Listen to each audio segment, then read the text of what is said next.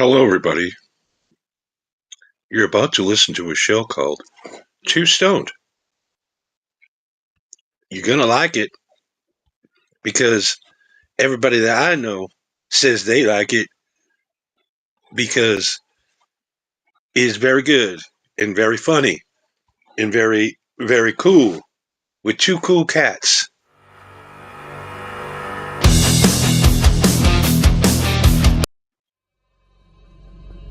Not cool enough to play copyrighted music, unfortunately.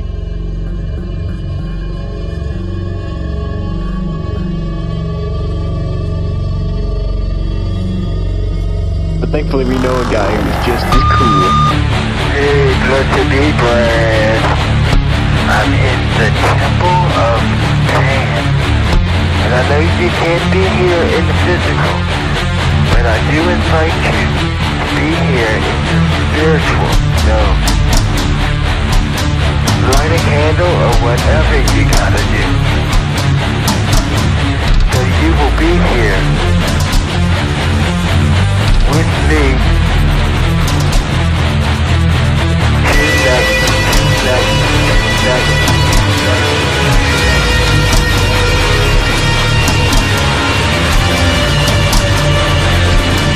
I need to have a very good connection with you. Psychically.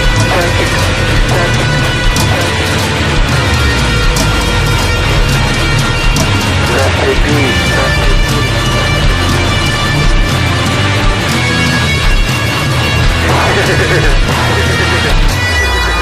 But hey, isn't that fun?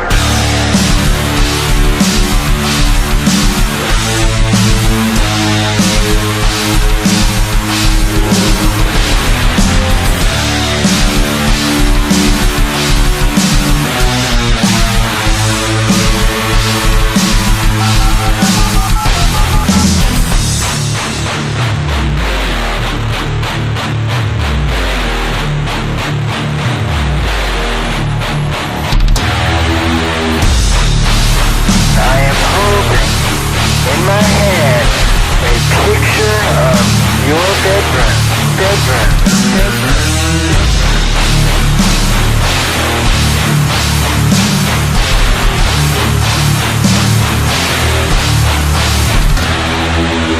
A diagram of your room. Help me be connected with you.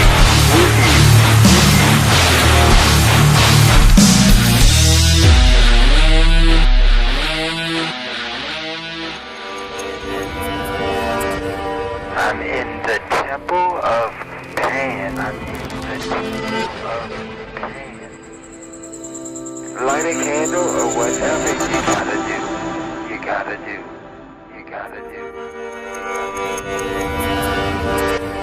So you will be here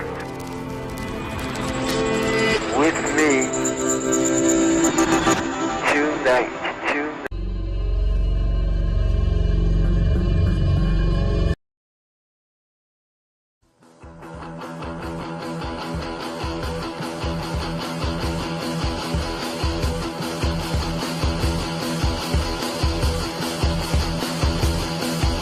The moon is full and the stars are aligned and the sky is an eerie black. It's the night of the biggest vampire on the hunt, on the attack. He spreads his wings as he takes from the air like smoke from a roaring fire, salivating for a little slice of that sweet carnal desire.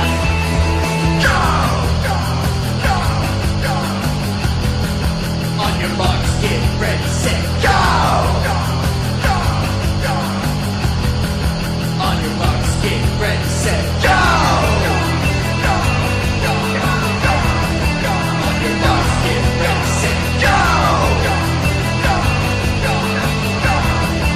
On your marks, get ready, set, go! On your marks, get ready, set, go! So get on with the show! Live from Las Vegas, Nevada, and the Great Pacific Northwest. This is TWO, which means two for all you liberals out there. Stone! That's S-T-O-N. S-T-O-N.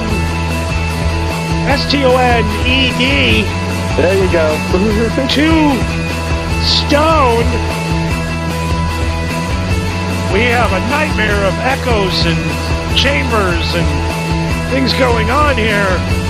But we are so live. many echoes in this chamber. We are live on this show. It's Two Stoned, everybody. I'm Johnny. And I am Marco, and we are none other than the Two Stoned, as in the two stoned idiots that do this show every Tuesday. And welcome to the show, Mr. Cookie 2.0. Get comfy. I'm sure this will be a good one. Mr. Cookie, down.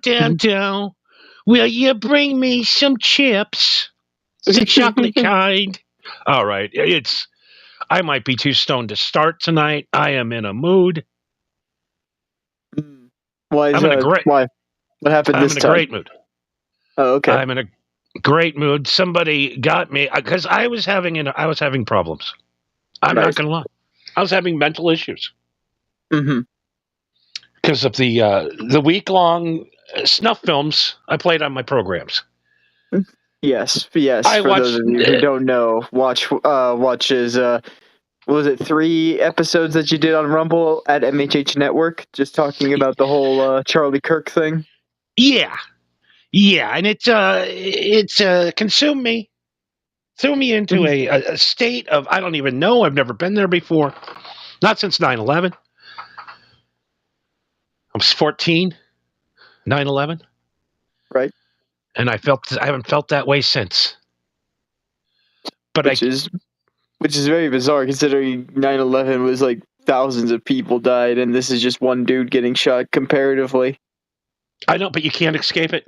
It's everywhere. No. It's everywhere. You can't. It's white chocolate, ebony chocolate. All right. But I don't know, man. My brain snapped. Something happened. You know, I think it happened to a lot of people. Yeah, it definitely. Tons of people fucking snapped. It's very bizarre.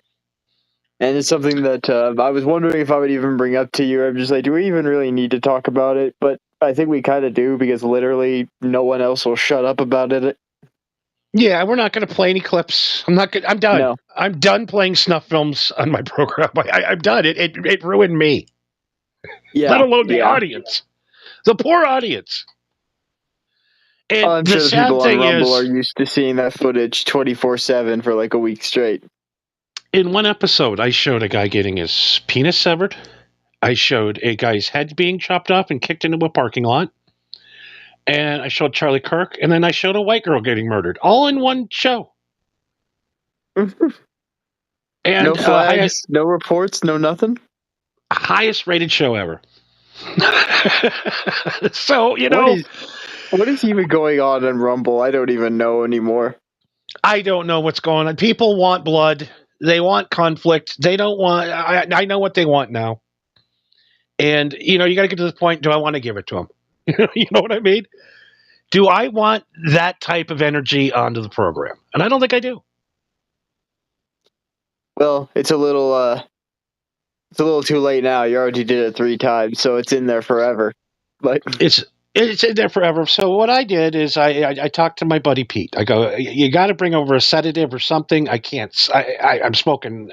Weed ain't helping. Nothing's helping. I need a reset button. I've been through a lot of stress. And he goes, I got you. I'll be over in an hour. And this was after we got done broadcasting last night because I was a mess. Yeah. It's You've been away from Vegas for a couple of months, and let's just leave it at that.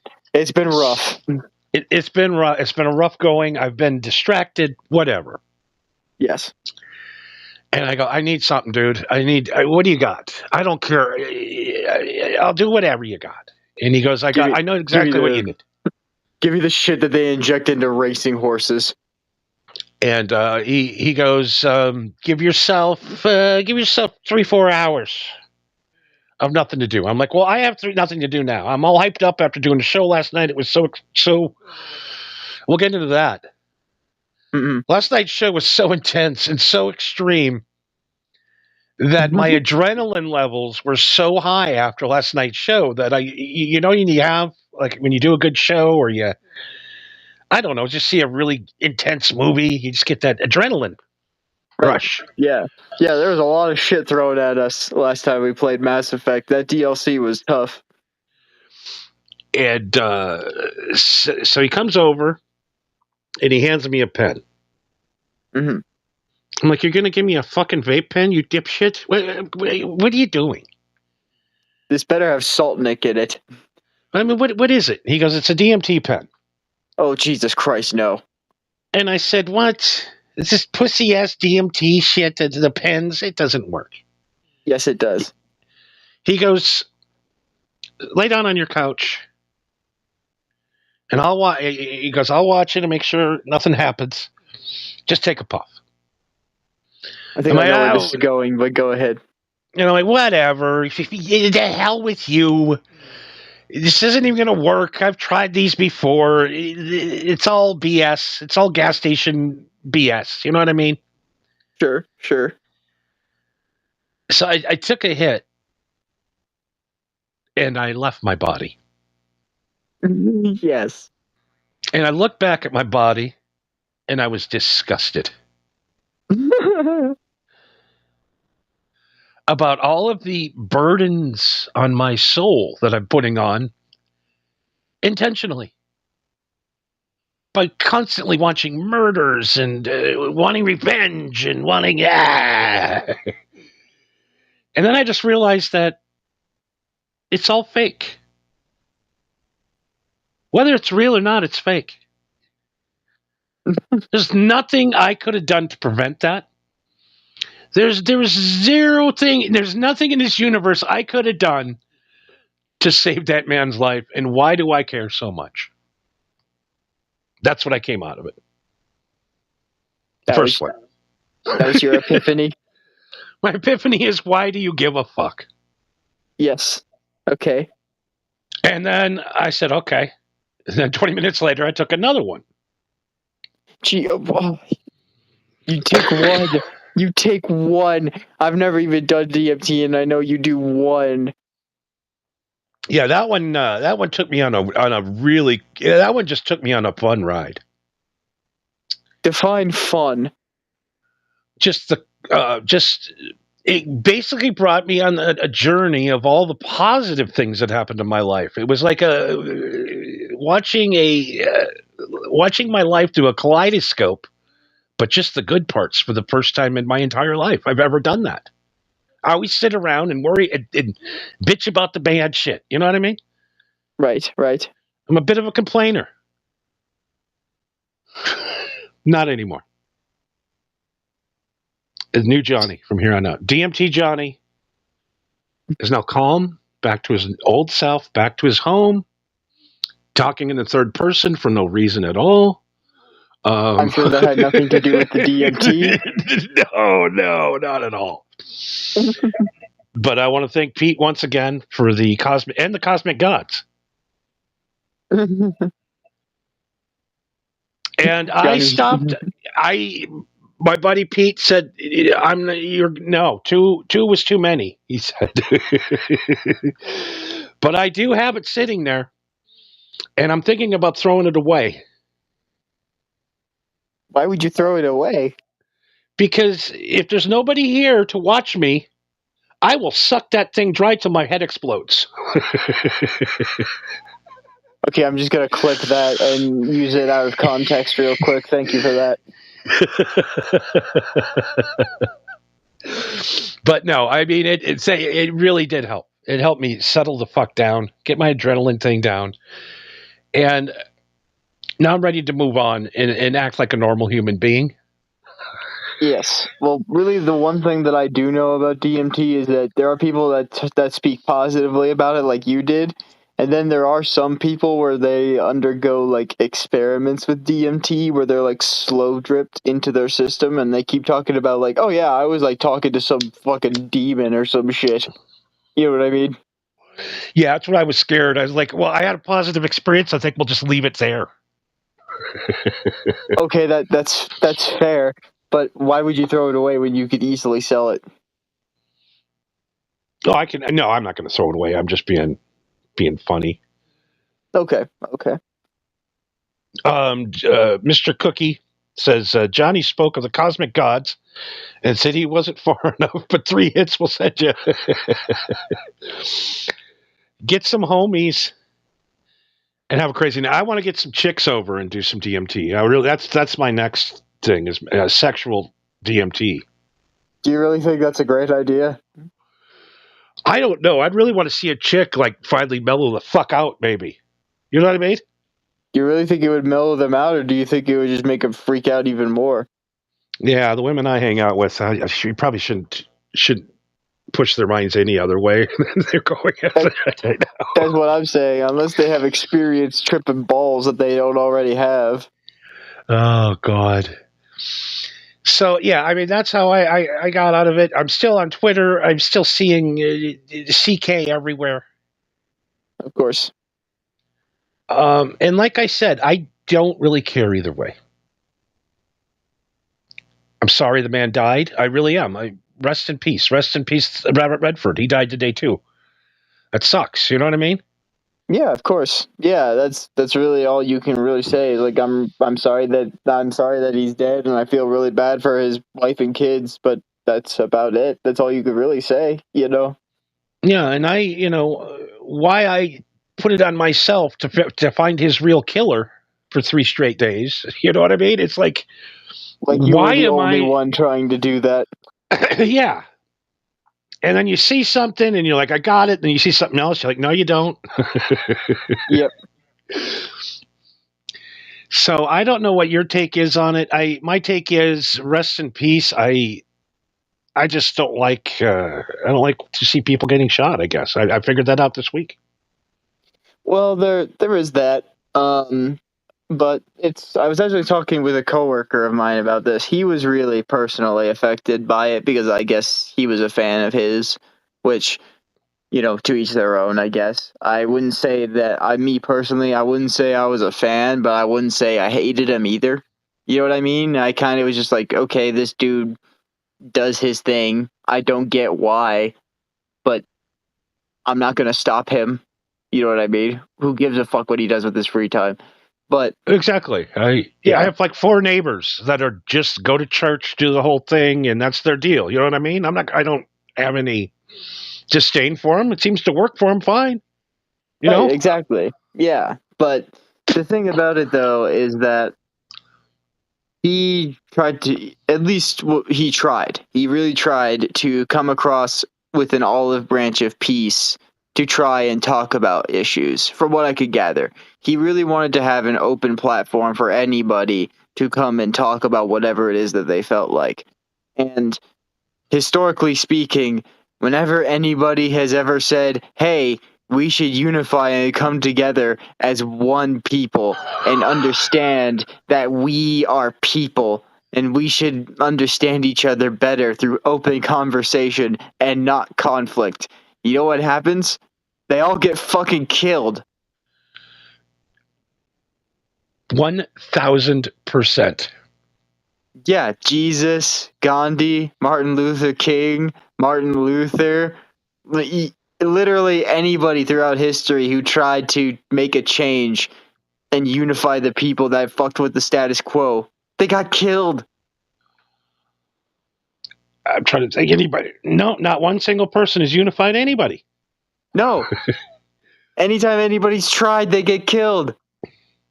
And that's why Barack Obama, who's nobody's a big fan of the guy I know, but he said, he goes, you got to move it slowly or your brains end up on a sidewalk. That's exactly what he said. You got to move slow or your brains end up on a sidewalk. What kind of Your fucking movement- advice is that? That sounds more like a cryptic warning more than anything. No, on his, he was scared. He's just like, if I came in and did these radical changes, I'm going to be JFK, like JFK tried to do, and like Right. all of these people that come in and try to make these drastic changes and fuck things up so bad, like we're seeing now. You know, Yeah, but the thing about it though is my I guess what my actual take on it though is that, say what you want about him, whether you liked him or whether you hated him. Me personally, I thought he was kind of annoying, but did he deserve to be fucking shot over it? No. fuck no. That's pretty much my take on it. Was just like, yeah, I could understand why someone would think he's irritating and why someone would disagree with what he says, but the fact that somebody disagreed with him so hard that they wanted him dead for it, you just immediately radicalized a big chunk of people in this country, but Yeah, without even realizing it. You're literally going up to a sleeping bear in a hibernation and poking him with a stick, going, hey, wake up. Hey, wake up. And they're like, man, Yeah. we're trying to sleep. We're just trying to live our lives. Please, just leave us alone. And then finally, it snapped. Finally, the bear woke up. Mm-hmm. And I don't like to pick fights with people that have more weapons than me and that have massive upper body strength. You know what I mean? When I see a guy with massive upper body strength, I'm not fighting. Right.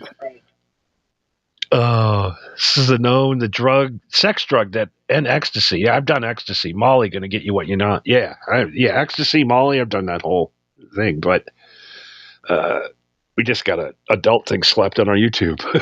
We didn't even get 9 minutes in. Yeah. We're not even 9 minutes in, and we mentioned drugs and death. And the thing that people don't understand, murdering that man made his movement a million times stronger. He would have literally burnt himself out in about 2-3 more years. When Trump was gone, he would have been, who cares? Right. You know what I mean? Yeah, and it's also, as far as I could tell, I mean, who's to say what it would have been like if he had lived, but as far as I could tell, like, the dude wasn't trying to run for fucking president or something. No. You know what I mean? Like, he wasn't trying to be a politician. He wasn't trying to be a leader. He was just trying to run a platform of open conversation. He's a fucking podcaster. Right, basically, yeah. He's doing what we do. Yeah. Imagine there's somebody at home at college campuses. Yeah, imagine somebody listening to us and then coming up to one of our shows and shoot. And one of us would get shot, and we'd look at each other like, "Why? The fuck did we do?" You know what I mean? It's like, I understand that you don't agree with me, but to shoot a guy, come on. Yeah. That's there's a phrase. I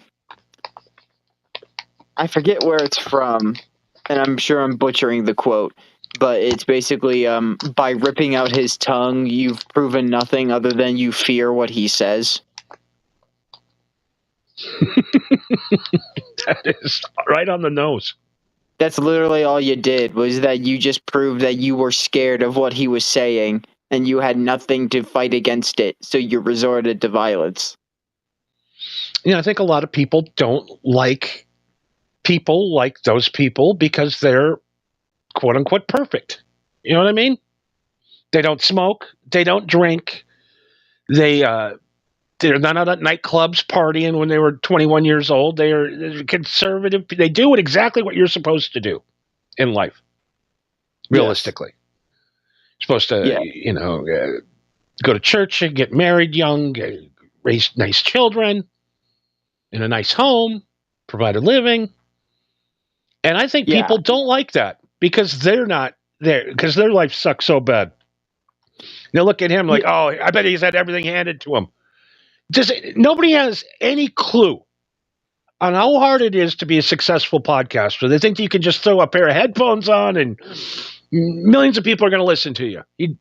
That's all you do is your little podcast. It's a 24-hour day job to get to the level he was at.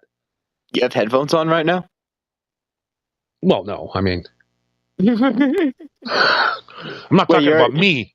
I was gonna say, damn, you're actually putting some effort into this job. No, I'm kidding. I got the new setup. I think it sounds all right. I don't think it sounds any different, to be honest with you.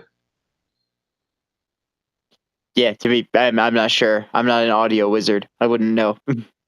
Got a microphone. I don't. Enough of that. But the guy didn't do anything wrong. No. You know, if you're going to go out and shoot somebody, God forbid, shoot somebody that deserves it. A child molester, a guy. You know, have you watched Dexter? Yes. Have you watched Dexter? And also the other thing I'd bring up is that, like, again, like I said, he wasn't like a politician or something. Like when Trump had that assassination attempt done on him, like, even though I didn't think that Trump deserved to be shot for it, I do understand why somebody would want him dead, because he was a dude who was president and he's running for president again and actively changing the course of human history in this country if someone killed him. That I understand. You know what I mean? That was almost the first Civil War. If he would have died, Trump is just a step above where he was. You know what I mean?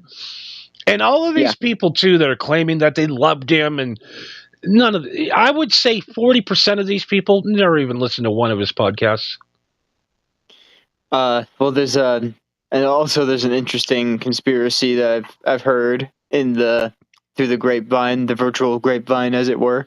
But apparently, when Charlie Kirk was assassinated, about 3 hours after that went down, the Republican representatives went in and won the majority vote about the Epstein files, and and basically through majority vote, everybody basically said, like, oh yeah, so we made it official that we're not going to do shit about this.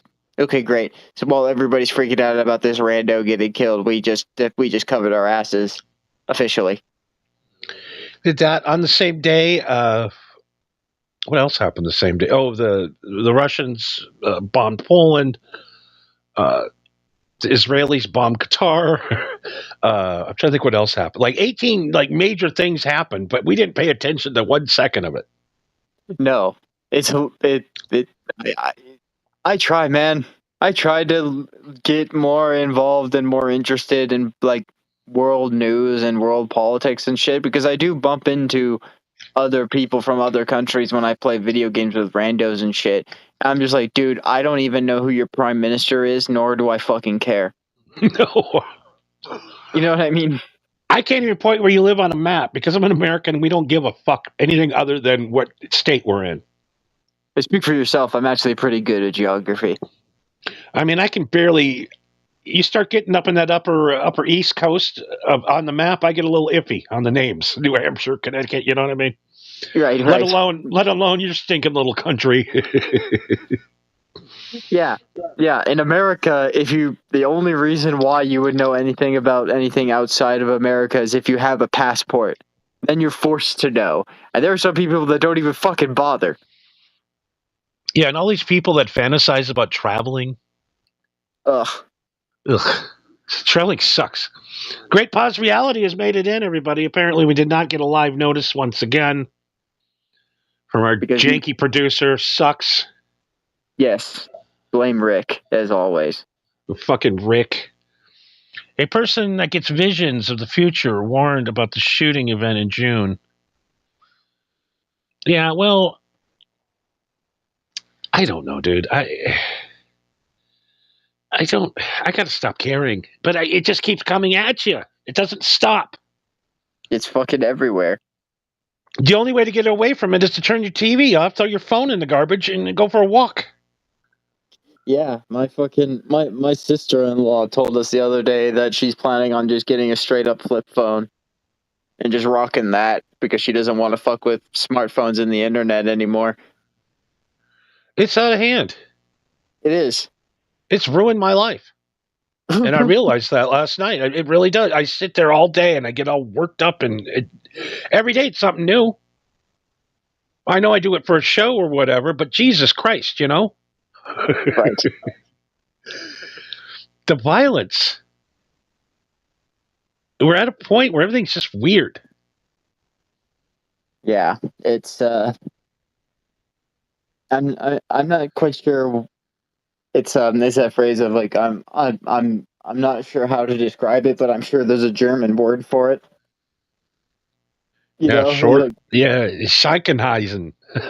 exactly. Yeah, there's some long bullshit word that describes this feeling that this country is in after witnessing that shit. Yeah, I mean, it just they made it a big thing, and the one thing before we move on, Mm-hmm. why were we able to see that? We weren't able to see any other thing on YouTube or on social media of that kind of things happening for the last probably 5 years. Why all of a sudden do we get to see that? That is a very good point, actually. Why was that? I mean, I do remember some people saying that they tried to put the footage up and they got blacklisted or they got the video taken down or whatever. But then there's motherfuckers that just do the old mirror reversal trick and then it's fine.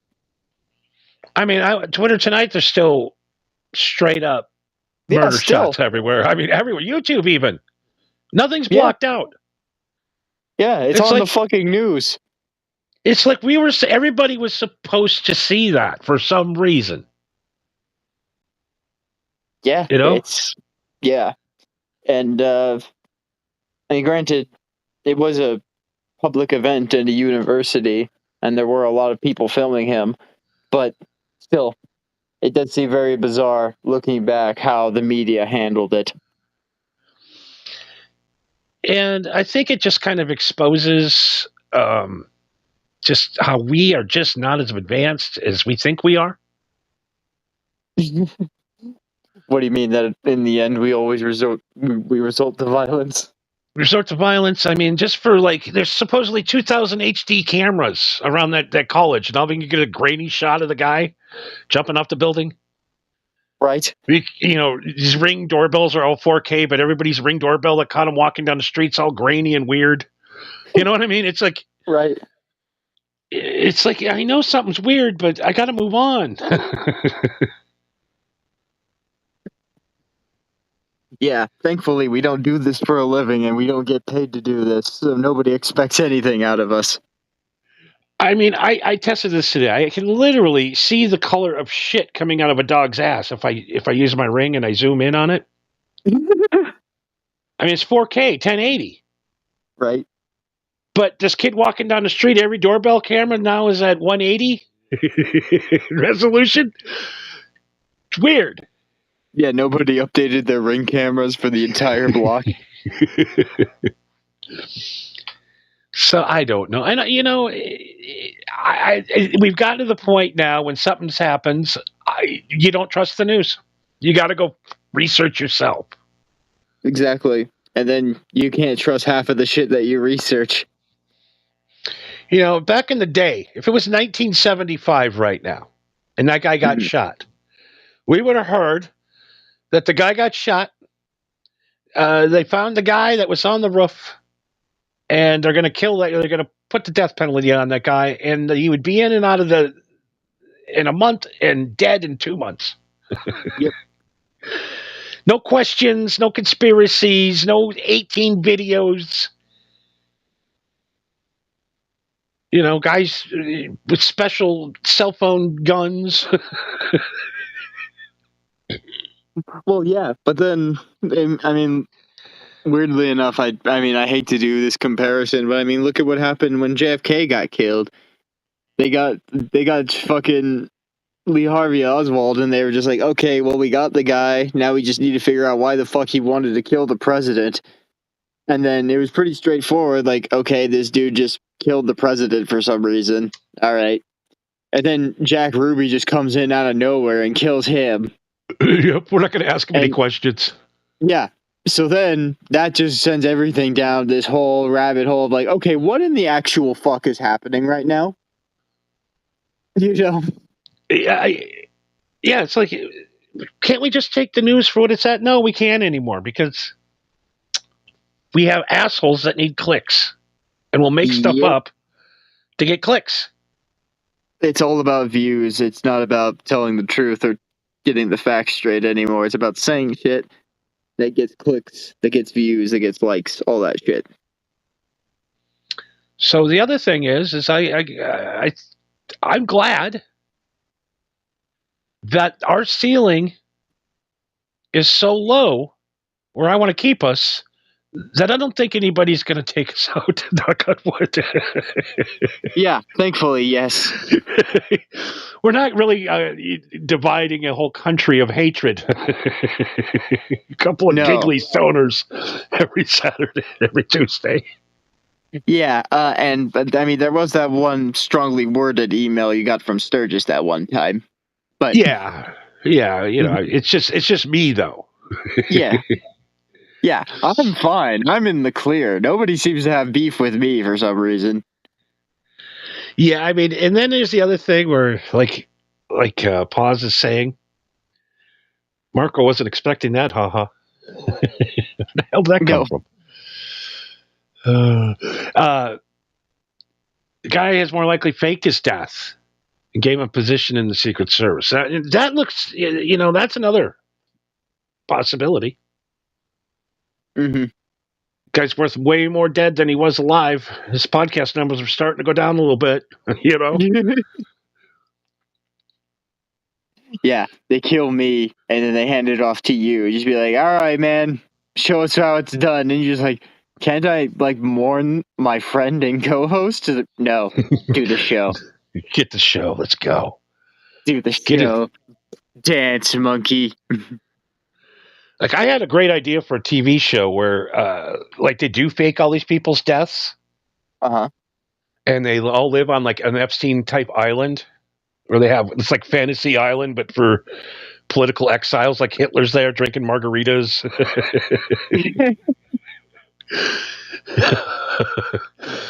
I mean, if you wanted to start something and you wanted to, take a guy out on purpose, but not kill him, I hope it is. I hope to God it was all fake. I don't know, man. That shit looked pretty real to me. Yeah, I mean, the other strange thing in the media is, this is what Paz says, that have been giving too much attention to that's not real. Yeah. I don't know, man. I don't even understand what the difference between the left wing and the right wing is anymore. No, especially now. There's a lot of people that showed their true colors after that shit happened.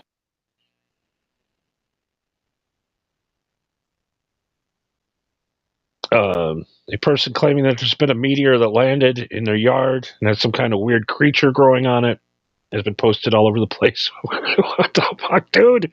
Pause. Well, that creature in the meteor didn't get the memo that the invasion was in November. He fucked up. Yeah, it's coming in November. We still got a couple months before worrying about being attacked by aliens. Christ's sakes. Yeah, just shoot him in the head, toss him in the river. It'll be fine.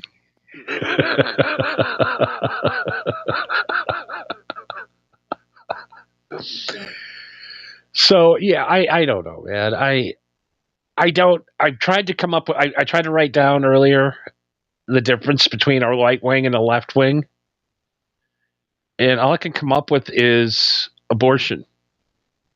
Is that the only difference? Abortions and gun control and taxes. What we spend our tax money on, I guess. Yeah. So we're taking people's lives over those three things? I'm sure there's more to it than that, but I am not politically inclined at all, so I have no clue. But I'm just I don't understand what people are because the differences aren't that big. We all want to live in a safe society where our children prosper. Right? No matter what side you're on? Is that the goal? You would think that would be easy, that we could all agree on that, but apparently it's a lot more complicated than that. Do we have to shoot somebody because they want somebody to pray at a school? I don't get it. I don't understand the anger. Yes, Bill. Unlike you and me, most people don't smoke weed when they feel Exactly. they feel the anger coming Or the anxiety. or the anxiety. Yeah. I can see a lot of mentally ill people being severely triggered into doing things that they would normally not do after this event. Yes. And I think that's what we're all scared of. Well, and also on the flip side of that too, I'm sure there's a lot of people that took this as an excuse to be like, you know what, I don't give a fuck anymore. Yeah, I mean, I played a lot of cats on my show that were like, if you got pink hair, you're going down. And you're like, what? That's crazy. Yeah. And Yeah, I'm going to go on man. record. I'm going to go on record right now. I'll take my own life before I take another American's life because of their political beliefs. And I'm going to leave it at that. Yeah. I'm not going to shoot somebody just because they have a different opinion or a different political belief or an ideology than me. However, if their ideology reaches a point where they start telling me what I can and can't do, then that's a different story. You know what I mean? 1,000%. 1,000%. But maybe that's what they were scared of, is that they think that that's what Charlie Kirk was trying to do. Again, I don't know. I'm very ignorant on the subject, to be honest. But we have to say something. We can't just act like we're under a rock most of the time. Yeah, I would never be. I don't. There's a lot of people I don't like, but I don't want to see them die. Right. You know. Would I be happy if somebody shot Carl from WATP, my arch nemesis? No, because when you're at the biggest thing is, remember the Roadrunner and Yes, the Coyote, Wile E. Coyote, yeah. Seth MacFarlane did a cartoon where he finally caught him. Mm-hmm. And he's sitting there and he fed the Roadrunner to his family and he ate the last bite. And then he realizes he has nothing left in life to do. He did that every goddamn day of his life. That he finally got what he wanted. And now he has no more purpose. Exactly. Killing anyone doesn't do anything. No. And I keep hearing about Nazis. Do you know what a Nazi is? You're asking me? Yes, I know what a Nazi is. People apparently don't know what a real Nazi is. No, that people throw that out so goddamn much. I'm just numb to it at this point. I'm just like, okay, yeah, whatever. We are so desensitized, aren't we? Yeah, we really are. That's why you should smoke weed, everybody. Yes, because it desensitizes you even more. It helps you cope with the fact that the reality that you surround yourself with is nothing but negativity. And I'm going to tell everybody here my religious beliefs finally. Interesting. Okay. I grew up in the church of George Carlin. Excellent. So I worship. I get up. I put my arms wide open as we speak last night. I look into the sun and I say, "Thank you, sun, for growing our vegetables, giving us light, giving us heat, and showing up every day for us, brother. Thank you." That's my religion. And the occasional bouts of skin cancer, but Yeah, I mean, I'm not out there all morning. It's just an arms wide open, 55 second. Right. And then you got to do 55, and then you got to do 1, and then you got to do 5. You got to do 5, 5, 5, 1, 5 with your arms wide open while you walk around your pool grunting like a gorilla, pushing the air from your stomach, not your chest, while cooling your cell phone down in a freezer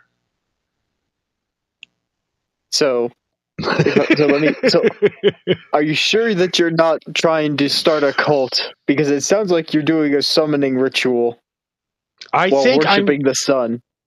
Yes. No, I think this whole religion thing is bullshit. You know what I mean? The stories that don't make any sense.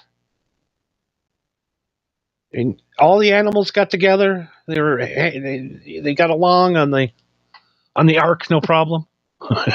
You know, the whole Jesus thing. Well, I mean, the thing about Jesus, at least in my opinion, was that, like, did Jesus do the things that they said he did? Hell if I know. I wasn't there. But do I believe Jesus was a dude who fucked with the status quo and was killed for it? Absolutely. Oh, absolutely. He wasn't No, the first person to have done that. You know? no, and what he got killed for, people go every Sunday and do. Hand over the money. Yeah. I mean, everything is just so hypocritical. And you get high and you're like, man, it doesn't make any sense, bro. Yeah.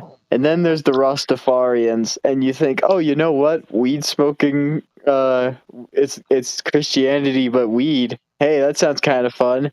And then you look them up and you're just like, oh no, these guys are actually dumb. Or I like them too, and they're like, why are you letting that 14-year-old child smoke weed? And they're like, he's 87. Like, what the fuck? Yeah, he's actually an elder of our church. This guy's 112 years old. He looks like he's 12. You don't look a day over 20, son. Yeah, if you have a Rastafarian with a shower, them dudes never age. Yeah, a Rastafarian with a shower is borderline blasphemy. Oh boy. All right. So that's it for that, you know. I can't understand. There's a group of people that would anger me, and if somebody shot him, I'd be like, right on. Guy was an asshole. You know what I mean? Yeah. No, it's what's that phrase? Without without condoning nor condemning, I understand. You know, Exactly. yes, but him, nah, dude, that was entirely unnecessary. That was 1,000%. At least he got to see himself on South Park before he went. Yes, exactly. At least he lived long enough to see him be goofed on South Park. We could all hope to be as lucky. And the cool thing about Charlie Kirk was, I'm not here to say I'm not here, but he was cool with the South Park making fun of him. He thought it was hilarious, and instead of being a little bitch like every other right wing guy would have been, you know, like he's like, right on, I finally made it. Yeah, well, not just the right wing people. I mean, fuck, how many left wing celebrities lost their shit over what South Park did to them? I mean, South Park's been they'll do it to anyone. Yeah. That's the thing I find funny with South Park is that people always say, like, oh, it's a right wing show, or oh, it's a left wing show. I'm like, no, they make fun of fucking everybody. That's the whole point of the show, is that everyone's stupid. It is. Everyone is stupid. That's the whole point of the show, is that whatever the theme is like, guess what? Everyone's stupid, and this is why. Paul says, the way I see it, our lives are like a peaceful lake, and the enemy wants to throw a stone in and create ripples. Find a way to manipulate. Yeah, like you said last night, there's a virus in the Matrix. There's the man who has never seen the Matrix. Yeah, I just like to use cool terms, make me sound cool. You really do need to see the Matrix, dude. At least the first one. I think I might I got to catch up on my Keanu. Yeah, I'm really dude. behind on my Keanu. Yeah, I mean, you've seen Bill and Ted at least, yeah. I saw the new Bill and Ted, and what the fuck was that? Ugh, yeah, that one was disappointing. It really felt like they just busted out a corpse out of the closet. I'm just like, oh god, you've been saving this? It is not. It was just not good. They didn't. You can't make a woke Bill and Ted. No. Yeah, South Park this year has been fire. Integrity Farms is going down. I mean, I really wanted to go see the Spinal Tap movie, but I'm scared. Why are you scared? Because I really wanted to see Bill and Ted, and I really wanted to see Dumb and Dumberer, and I really wanted to see, Beetlejuice come back. And when they come back, you're like, oh, that was bad. Yeah, I mean, I heard Willem Dafoe was pretty cool in the Beetlejuice movie, but that was about it. Yeah, it's just you can't bring shit back. Happy Gilmore, though, I guess I don't know. I loved it when I watched it, and I'm not going to watch it again anytime soon, though. People said really good things about that Leslie Nielsen Naked Gun movie. That's great. That's fucking. I saw that. That's fucking hilarious. From the minute it starts till it ends. Piss your pants funny. Yeah, I'm definitely going to have to, once it hits streaming services. I'm definitely going to have to watch it for sure. And then the Spinal Tap movie. I really wanted to go. The tickets were $200. $200. Yeah. Wait for like a live show, like a Spinal Tap live show, or for the movie? It was a movie in IMAX, and they had the IMAX movie, and then after the movie, they had a question and answer thing where they sat in a studio, but like broadcast to all the IMAXs across the country, and did an interview kind of thing. So for $200, you participated in like an after credits scene or something? Yeah, pretty much. Okay. And it sold out. There was just no way to get in. I couldn't even weasel my way in. Damn. And then I'm just like, I don't even want to see it. I mean, I didn't watch that Jack Black movie, the Tenacious D. No, Tenacious D, the Pick of Destiny. Did you ever see that? Oh yeah, dude, I love that. And for like 5 years, I'm like, I'm not. Nah, I don't want. Nah, it's gonna suck. Just stupid. There's no way that's gonna be any good. Nope. Then one night it came on and I watched it. Yeah, that's why people love Jack Black, is because of that movie and because of the HBO series of the Tenacious D, The Search for Inspirado. Like that's why people love Jack Black, was because of those. And you like say what you want about the Pick of Destiny, like, is it the greatest movie ever made? No. I'm not even going to say it's a good movie, but is it a fun movie? Yes. Especially if you're a metal guy, then it's a fucking blast. It's a great time. Yeah, I had no idea it was that good. Yeah. Fucking Dio did the movie. Yeah, and I'm like, I didn't even recognize. I didn't know that about the Demon's Devil's guitar pick. I mean, greatest movie ever. Yeah, fucking Dave Grohl is the devil. William Dafoe is from a time where acting was an art, a real artist. So no matter what you did, it was good. At least the parts he's in. Yeah, well, I mean, William Dafoe, or what's his name? Dennis Leary? Yeah. Dennis Leary. Yeah. Who else? Fucking. Yeah, William Dafoe and Dennis Leary look exactly the same. So Dennis Leary's talking about all these people that come up and talk to him, go, "Oh my God, it's William Dafoe," and he's like, "No, asshole." No, I'm not fucking William Dafoe. No, see, if that happened to me, if I was already somewhat famous dude and people are recognizing me as another also famous dude, I would have just rolled with it and just be like, yeah, I'm Willem Dafoe. Well, you want an autograph, buddy? You want me to sign your forehead? He was so good in that Spider-Man movie. I still think about him driving around in that thing. Yeah, Doc he was. Ock. Yeah, he was. But no, he was the Green Goblin. Green Goblin, that's right. He Fucking was the best Defoe. part of that, to be honest.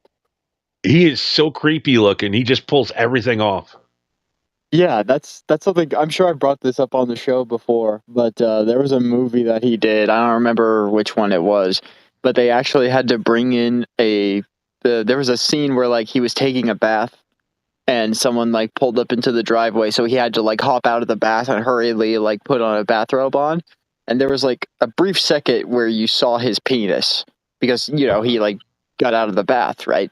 Uh-huh. And apparently, when they showed that scene to the test audience, they found the size of his penis to be so distracting that it took them out of the scene. Of course. So they had to hire a stuntman to. With a tiny They had to. dick. They had to hire a stunt penis. Oh my god.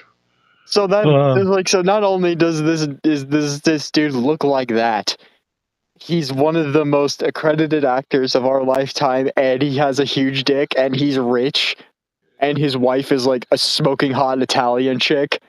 How the fuck is that fair? Yeah. See, maybe never mind. We're on YouTube.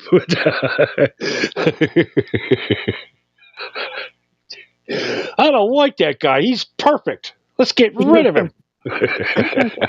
Yeah, god damn him for being so fucking talented. I was cool with the talent and everything, but then you told me he got his big dick. That's it. That sent me over the edge. Fuck that guy. Yeah, you know what? I really liked him, and then all of a sudden, fuck that guy. Yeah, like Mr. Cookie. The first Spider-Man was great.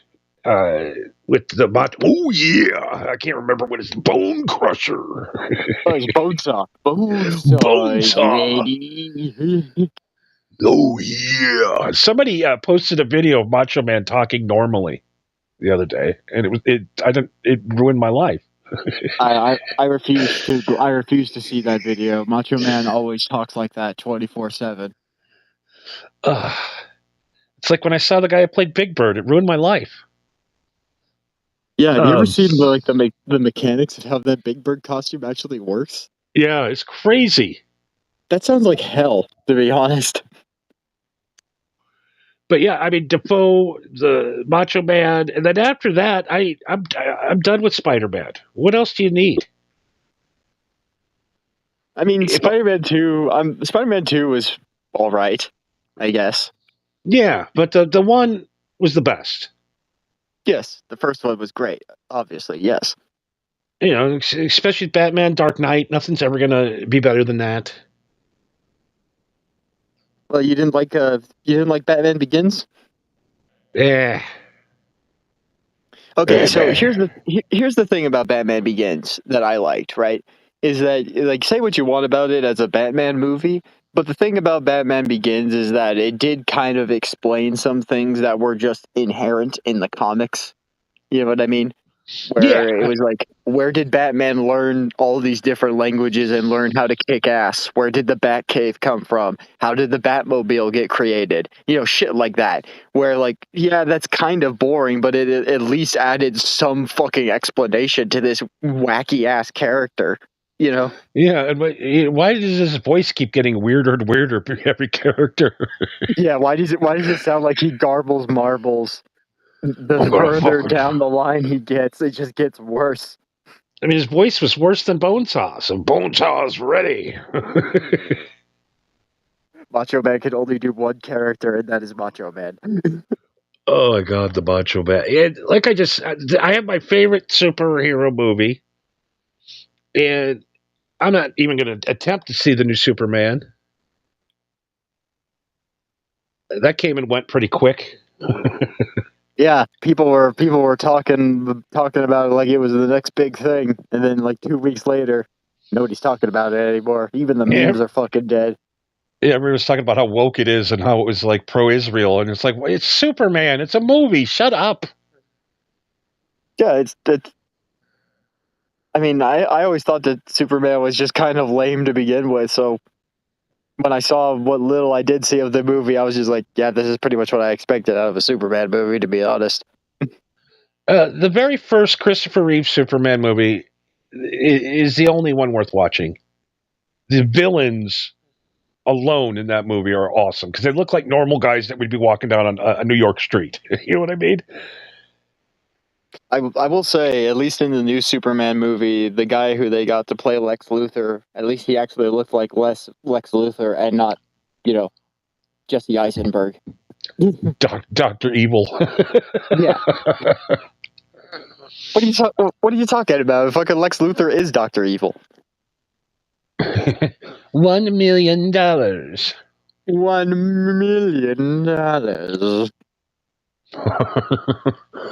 We're currently 2 stoned tonight. We're here with Pause Reality or Mr. Cookie 2.0. Of course, Marco and Johnny.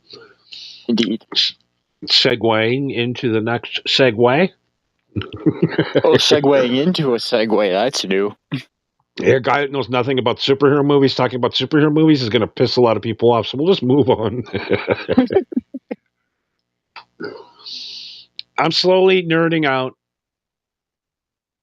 getting warhammered up. Wait. What do you mean? Are you telling me that you're actually looking into it? I'm going to be a warhammer, I think. Really? You think you're going to be a Warhammer nerd? It sounds cool. I heard there's a lot of chicks.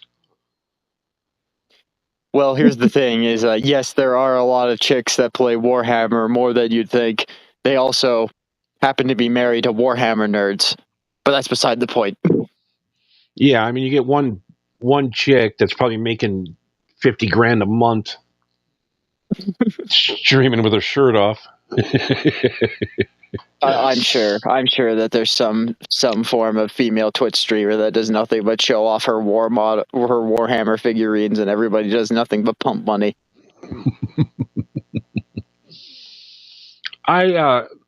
Girls are selling their farts. Yeah. Their bathwater. Mm-hmm. Yeah, that was fucking way back. Yeah. Panties. Yeah, but we could thank the Japanese for that one. What else do they sell? Fingernails, hair. Shit, I'm sure if you paid them enough money, they would give you their fucking blood. Oh yeah, no blood, urine, poop. Guys pay for women's poop. Yeah, people are fucking bizarre. People are fucking strange, man. What's going on out there, dude? I'm not sure I want to know, to be honest. Smallville says it was a good Smallville was fun. That was a fun show every week to watch. Yeah, that one wasn't bad. It was I wanted to go into Smallville, like I wanted to hate it, but then by the end of it, I was like, you know what, that was pretty good. I've definitely seen worse, for sure. Yeah, and then when you try to pigeonhole Superman in like those like Mega Friends movies, it just doesn't work. Batman versus Superman, that was so gay. Oh god, that movie sucked so bad. And we got so yeah, I mean, I don't understand. I really last night I'm locked into video game nerdom. Oh yeah, you were definitely very into what we were doing on Mass Effect 3 Mondays at 10 p.m. on Twitch at Marco V193, by the way. I mean, I don't really remember what we did, but I just remember it was great. I don't really remember a lot of it, but I remembered it was awesome. So if you guys are not, I mean, we're getting ready for the grand finale here in a couple of weeks, but I'm telling you, you guys got to get into this. Oh yeah. Especially last night's show. Yeah. Yeah, we went through the Omega DLC for Mass Effect 3, and if you know what that means, then you probably know what to expect. But for those of you that don't, then I guess go buy the game then. I don't know what to tell you. Yeah, and if you guys missed last night's show, well, this is what you missed. Well,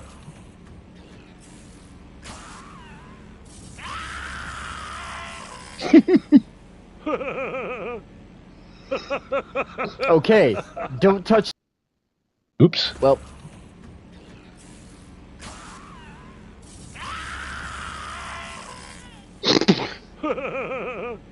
The fuck is that laugh? okay, don't I was touch gonna the say that force fucking field. chuckle. Good That to was know. The scariest guy died like the biggest bitch. Yeah, he got shoved into the shoved into the force field and just suffered the biggest ouchie imaginable and then disintegrated. That was great. Owie! Oh! There's some scenes like that are supposed to be horrifying, but they actually come across as more funny than anything. These guys definitely had a sense of humor making this game. That's why I love it. I think that they got it that a lot of people don't have in the games. You know what I mean? Mm-hmm. Yeah, you could definitely tell at certain points of the game where you could tell that they had fun. The thing that's starting to bother me is why do I get so entangled? Literally, yeah, I screamed out at 3:00 in the morning. Yeah! From a sweat of like redoing it again in my mind. Oh, it's great. What else did we miss last night? Let's check out another fucking bitch scream. I love that. What in the fuck? Why are they roasting dudes inside that oven back there? Oh, fuck, no. Yeah. Oh, hell nah. Oh my god, my blackness just came out. Come on. It doesn't even get better than... Oh, Jesus. Jesus, dude. That's like... You could tell Johnny was disturbed because he broke Yeah, character it there only for a gets second. worse. Hell nah. Hell to the nah. That came straight from the core. Oh, hell no, fuck that. Oh my god, that on a giant big screen TV. I have it up on my 75-inch right now, watching it on the monitor. It's even more scarier.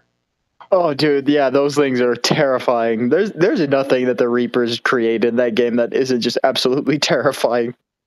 That game is so good, you don't even have to play it to enjoy it. No. It's weird. I never thought I would like it, but you know what? One more clip. We got 2 more. Like last night. Fucking Freddie Mercury. Oh no! One of these aircraft should lead us to talent. In what way? Without the singing talent. You remember this one? But without the singing talent. So everything else about Freddie Mercury. Okay, I was gonna say. So everything else about Freddie Mercury is true about you, besides the singing talent, huh? Yeah. You sure? You sure you want to? They call Sure? me- They call me the Freddie Mercury of Vegas. Stay. You know, with the people that come over to my house and watch me play my piano underneath the candelabra. Oh Jesus Christ! Beyond the candelabra last night. Oh my God! I mean, you guys are missing out on some good shit. Oh yeah, yeah. Hilarity always ensues, especially when you're part of the chat. Run around the world. And I can give the Alliance intel on the elusive man. And this is the inevitable conclusion of it all. I let you escape, Omega. Deserve mercy. Is this true, Arya? Inexplicably. I think he'd agree now that it was the biggest mistake of his life. Oh yes. This is murder. That's right. Murder. Who's gonna sing for System of the Down? It totally did look like Surge Tank. Man, someone should really stop this. Easy, Dad. I'm gonna go find somebody that could probably stop Arya from doing this. Bray, go If on. you can't stop a bitch from choking you out, you're a bitch. You know what I mean? Good times. System of the Down. Yeah, that one was good. I don't get the popularity of System of the Down. Well, you don't like him? No, I mean I love them, but I don't understand how they're filling up football stadiums. Well, it's because, like, here's the thing about System of a Down. Like, when they started popping off in like the 90s, right? Yeah, it was like 98, 99-ish. Something like that. So metal as a genre has existed for decades before System of a Down was even conceived as a concept. And metal as a genre has persisted for decades after System of a Down. But can you name me one band that even remotely sounds like System of a Down? No. Exactly. Mr. Bungle comes kind of close sometimes, but not really. Yes. Yeah. But if you that's put what a I mean, gun to though. my head and said, name one band that is close to that's all I can pull out of millions of bands that would even come close. Yeah, but that's to what the I mean, though. weirdness Is and like I think that's where the popularity comes from, is that there is no other group like System of a Down. And it's evident with like Serge tried to go solo, nobody cared. The guitar player tried to form his own band, nobody cared. But I imagine it's probably the same thing where like if you filled that band with literally anybody else, it would suck. It really would. It has to have the guys in the band, or else it doesn't work. It has to have those guys. I've tried, I'm playing the guitar now. I've tried to play a couple of System of the Down songs, and I'm not ready for that yet. I'll tell you that right now. That guy's a genius on the guitar. It's trickier than you'd think. It's not the actual, like he's fast or anything. It's the timing, the weird Arabic timings. Yes. Yeah, I mean, they grew up with that shit in their brains their whole lives. That that Arabic shit music. Yeah, the Armenian music. Yeah, you could definitely tell their Armenian influence in certain parts of their songs for sure. Just like you could tell the Police are weird because their drummer's from Africa. You know what I mean? It's South Africa, but Africa. But that's why the Police sound the way they do, and that's why System of the Down is basically Armenian music with heavy guitars. Yeah, Armenian influenced Californian metal. And it literally sounds like you're having a nervous breakdown when you listen to that record. It puts you through so many emotions when you listen to that band. You're spent after listening to it. You need a nap after System of the Down listen. Oh, especially the self-titled album. There's a lot of songs on there. It just gets like a whole bunch of fucking roller coasters on. Like, what the fuck are they even doing? Yeah, I mean, Tool keeps the genius, but System of the Down is just completely in outer space. What band sounds like them that's out there? You know what I mean? That's like even tried to copy them. Nobody. That was literally the point I made like 5 minutes ago. No, but I'd be like, usually I think you meant like who sounded like them before that. Like who did they steal their stuff from? Okay, yeah. But I mean, I'm sure if we found an Armenian dude who'd be like, "Hey, System of a Down? Yeah, do you know any Armenian music that sounds kind of like this song?" I'm sure there's someone out there that knows where they got their influence from, but we just can't be fucked or bothered. It's the guy from the Sabotage. He found out that the patent for a Russian holiday song had lifted, and he bought it for nothing, for $2, and turned it into that song that goes. He owns that song. And how much money did that make him? He sends 2 bands out every year during the Christmas time. Mm-hmm. He's worth $147 million. For playing Christmas music. Yeah, the Trans-Siberian Orchestra, heavy metal Christian music, or Christmas music. Yeah, I was gonna say Christmas music. One of the guitar players used to play Megadeth, Al Petrelli. He plays in that. I'm sure. Why not?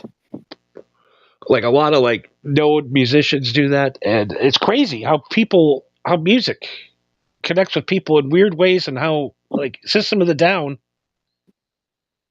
it just seems like that's a club band to me in my mind. Just the sound and the way it just doesn't.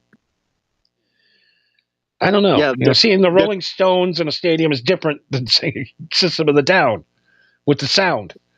Right. Yeah. Yeah. Speaking of System of a Down, I'm sure that you saw that they're getting back together and going on tour in Europe. Oh, well, yeah. I mean, they go out and do what, 20 shows a year and make $20 million? Yeah, fucking for real. I forgot who else is on the roster. It was System of a Down, somebody else, I don't remember. And then Acid Bath apparently is making a comeback, and they're on the roster for this tour. That's awesome. That is Yeah. awesome.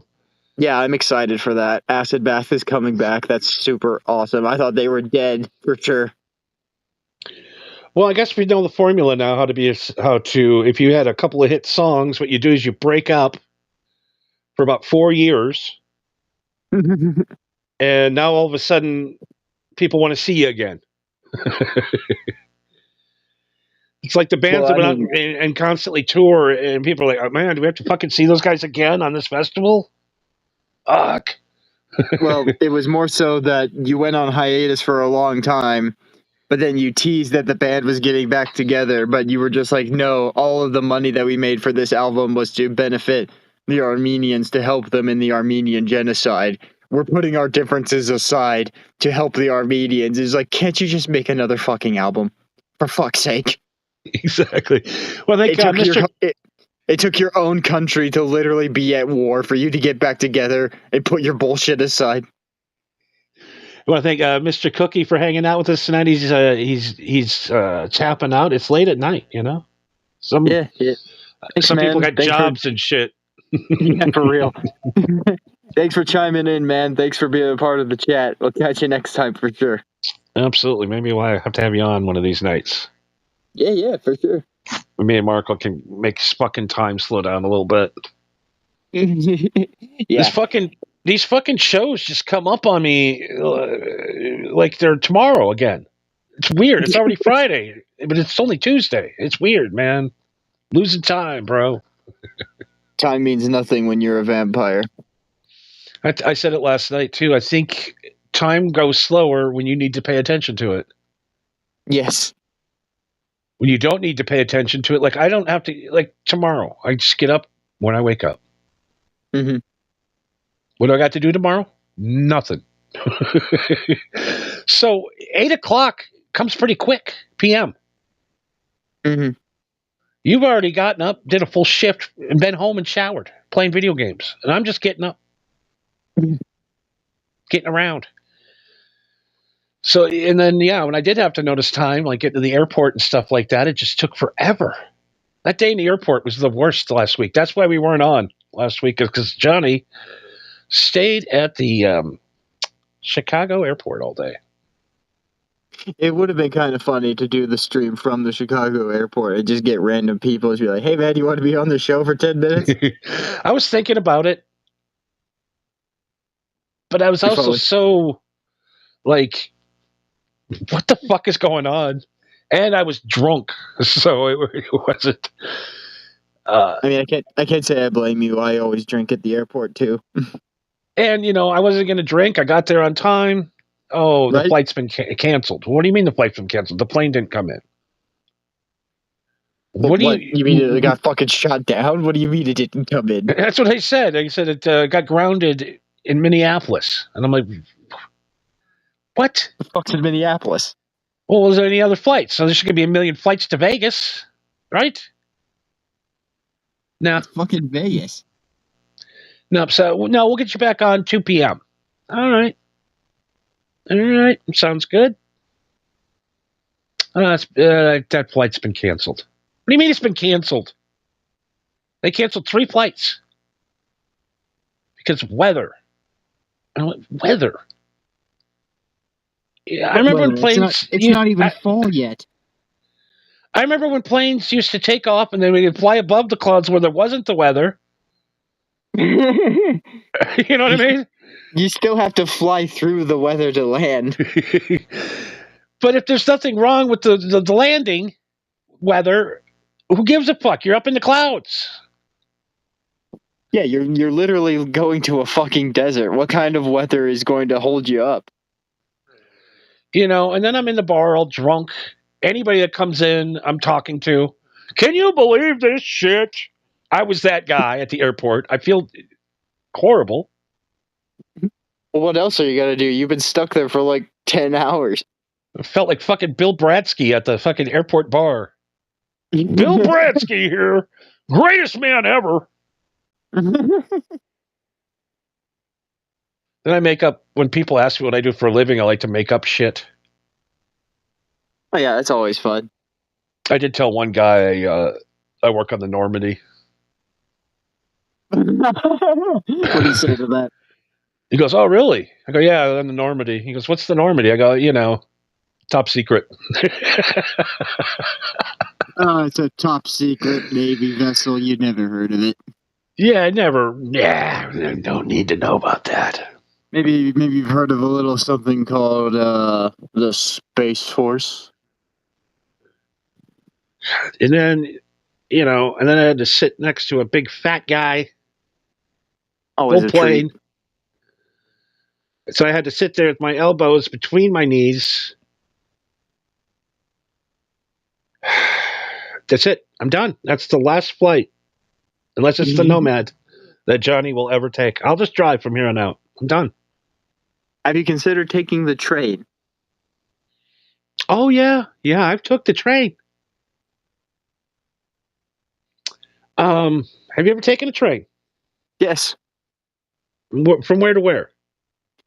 The furthest I've ever taken the train was like literally from one side of Washington to the other. Oh, okay. Well, I did one from Chicago to Sacramento. Oh, Jesus. So that was like, what, 3 days, 2 days? It was supposed to be 4 days. Oh, fuck. It ended up being 6.5. Oh, Jesus Christ. What happens is the passenger trains always have to stop and let the freight trains through. Right. Freight trains have number one priority passenger. So you are always sitting on that train just parked for hours waiting for the cargo trains to go by. Well, yeah, but I mean, you're stuck on the train anyway. Yeah, I mean, you do get to sleep there. I mean, there's a bar and everything, but I mean, I could have drove my car and been there in a day and a half. Well, yeah, but then you'd have to like rent a hotel or a motel, and you got to buy food, you got to buy gas and all that shit. It's like, yeah, taking the train's a fucking pain in the ass, but at least literally everything you need is right there. Yeah, I'd just rather just bring two dudes and drive the car. That's fair. It ships. That's fair. It ships. It's cheaper. Yeah. I could pay two guys $100 to come with me each, and still be cheaper than getting a train or plane. You don't even have to pay anybody. You'd probably just have to find a couple of dudes who are down on their luck and just be like, "Hey, you lost all your money at the slots? Yeah. Tell you what, man, I'm going on a road trip back to I'm going to Wyoming. You wanna drive me there?" Do you have a valid driver license? How recent is your driver's license? And I don't know. I don't understand flights. I don't understand how that could possibly happen. We have all of this technology, AI, computers, but we still can't figure out when to put a plane in the fucking air. We still don't know a damn thing about the weather and how it actually functions and how it actually works. We just go like, "Yep, it's doing weather things."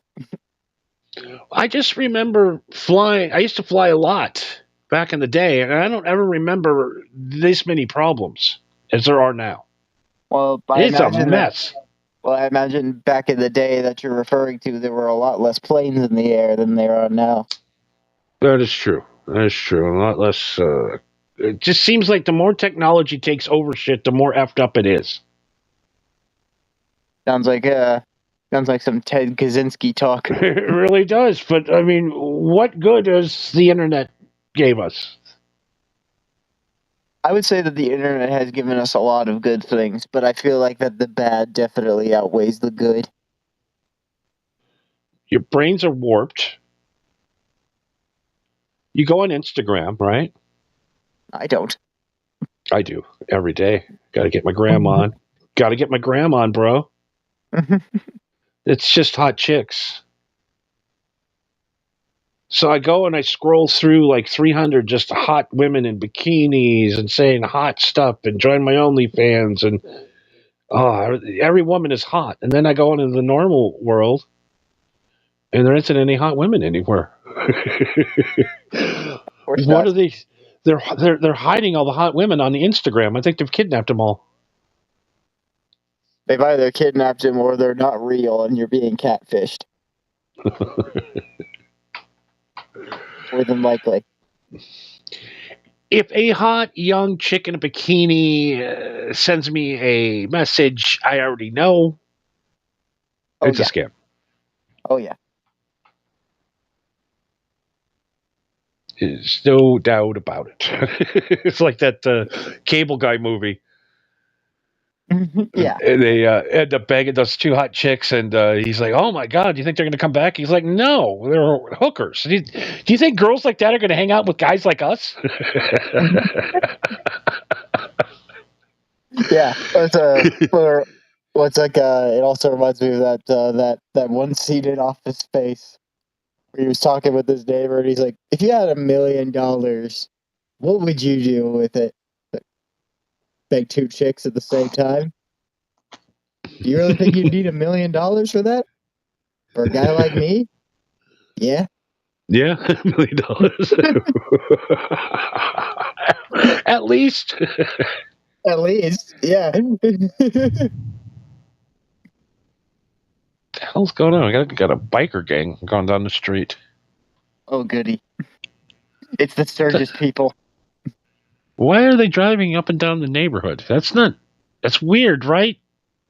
I'm telling you, it's Sturgis. They've come to collect. I think they're coming for me. They're gonna kirk me. Fuck, I'm gonna get kirked. Yeah, except they're going to do it in your own home, and they're going to make it look like a suicide.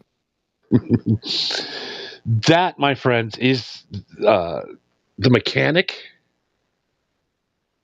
The original movie in I think it was 1984, with the guy that played what's his name, Charles Bronson, The Mechanic.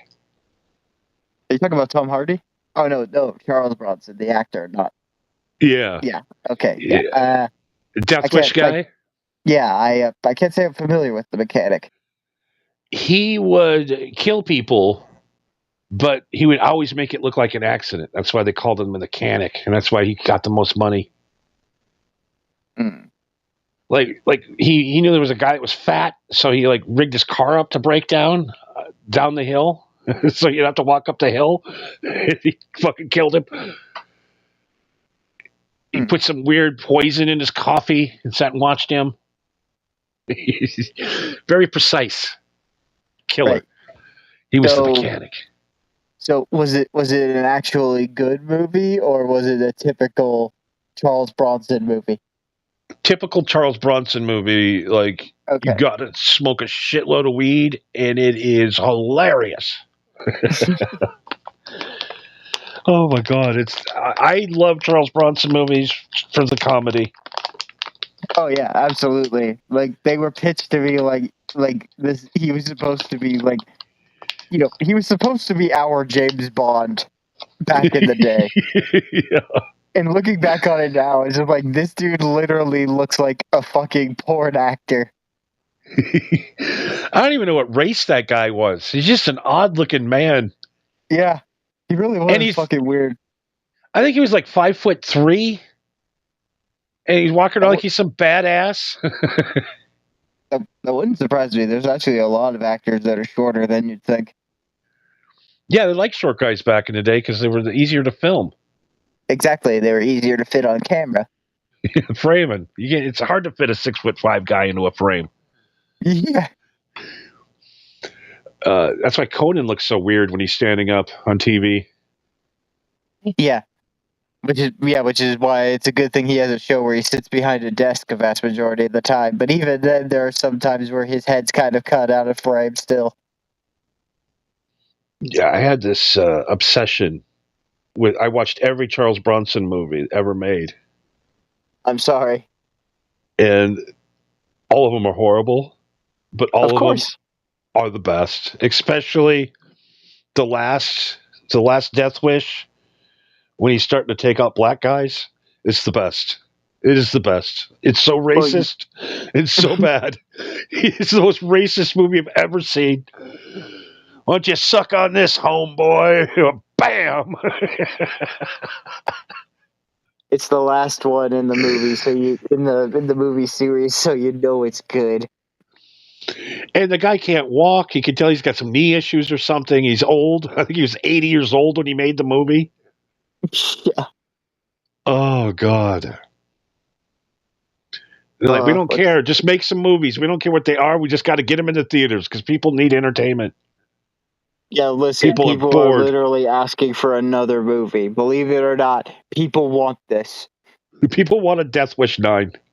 Yes, people want 9 of these. You know what? We'll have Bruce Willis redo it. We'll bring him in and have him do a woke version of it. Yeah. The woke Death Wish was the best. Yeah. Yeah. The first one was funny to watch, and then I heard that they made a second one. Is like, I'm not even gonna bother. I like when they make like sequels to movies you never heard about. Right? Like they made a sequel to the Dukes of Hazzard movie. What? Yeah, with different actors.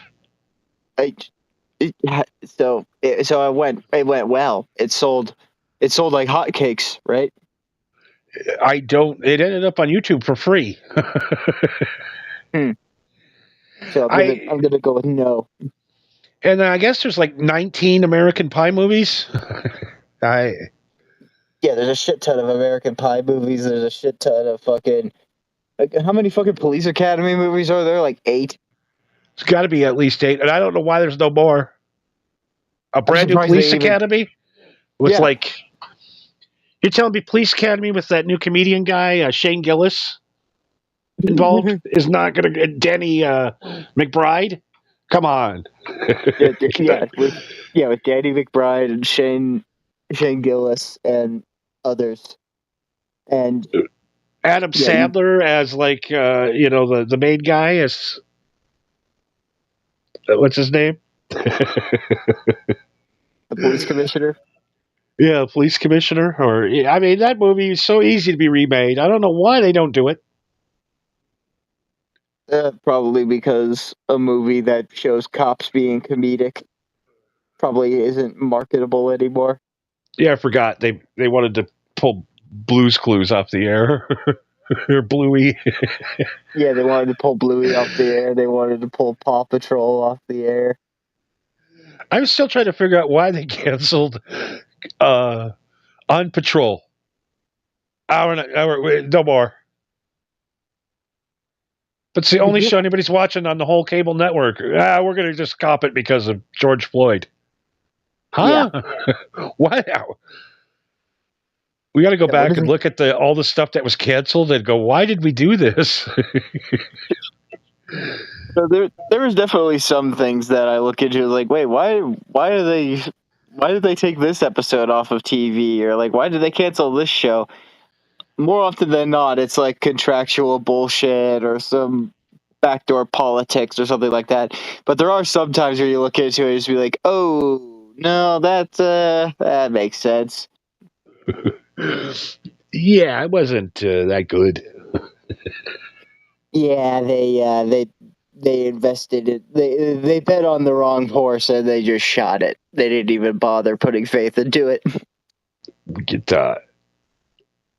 yeah, I'm trying to think what other. Like there's more Caddyshack that no one has ever heard about. There's more.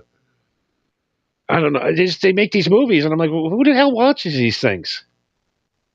Didn't they make like 6 or 5 Tremors movies? Yeah, and it's like barely watched the first one, let alone 6 more. I liked the first one. The second one was like okay. Third one was so bad it's good, and then every other one after that is just complete garbage. It is. And then sometimes garbage is good though. Sometimes, yeah. One of these days, we got to get my brother back on here so that we can talk about absolute dumpster fires of movies. He loves watching terrible movies for some reason. Yeah, we should have the technology where we could play on Rumble, maybe a watch along kind of deal. Like a Mystery Science Theater 3000, but with shitty movies.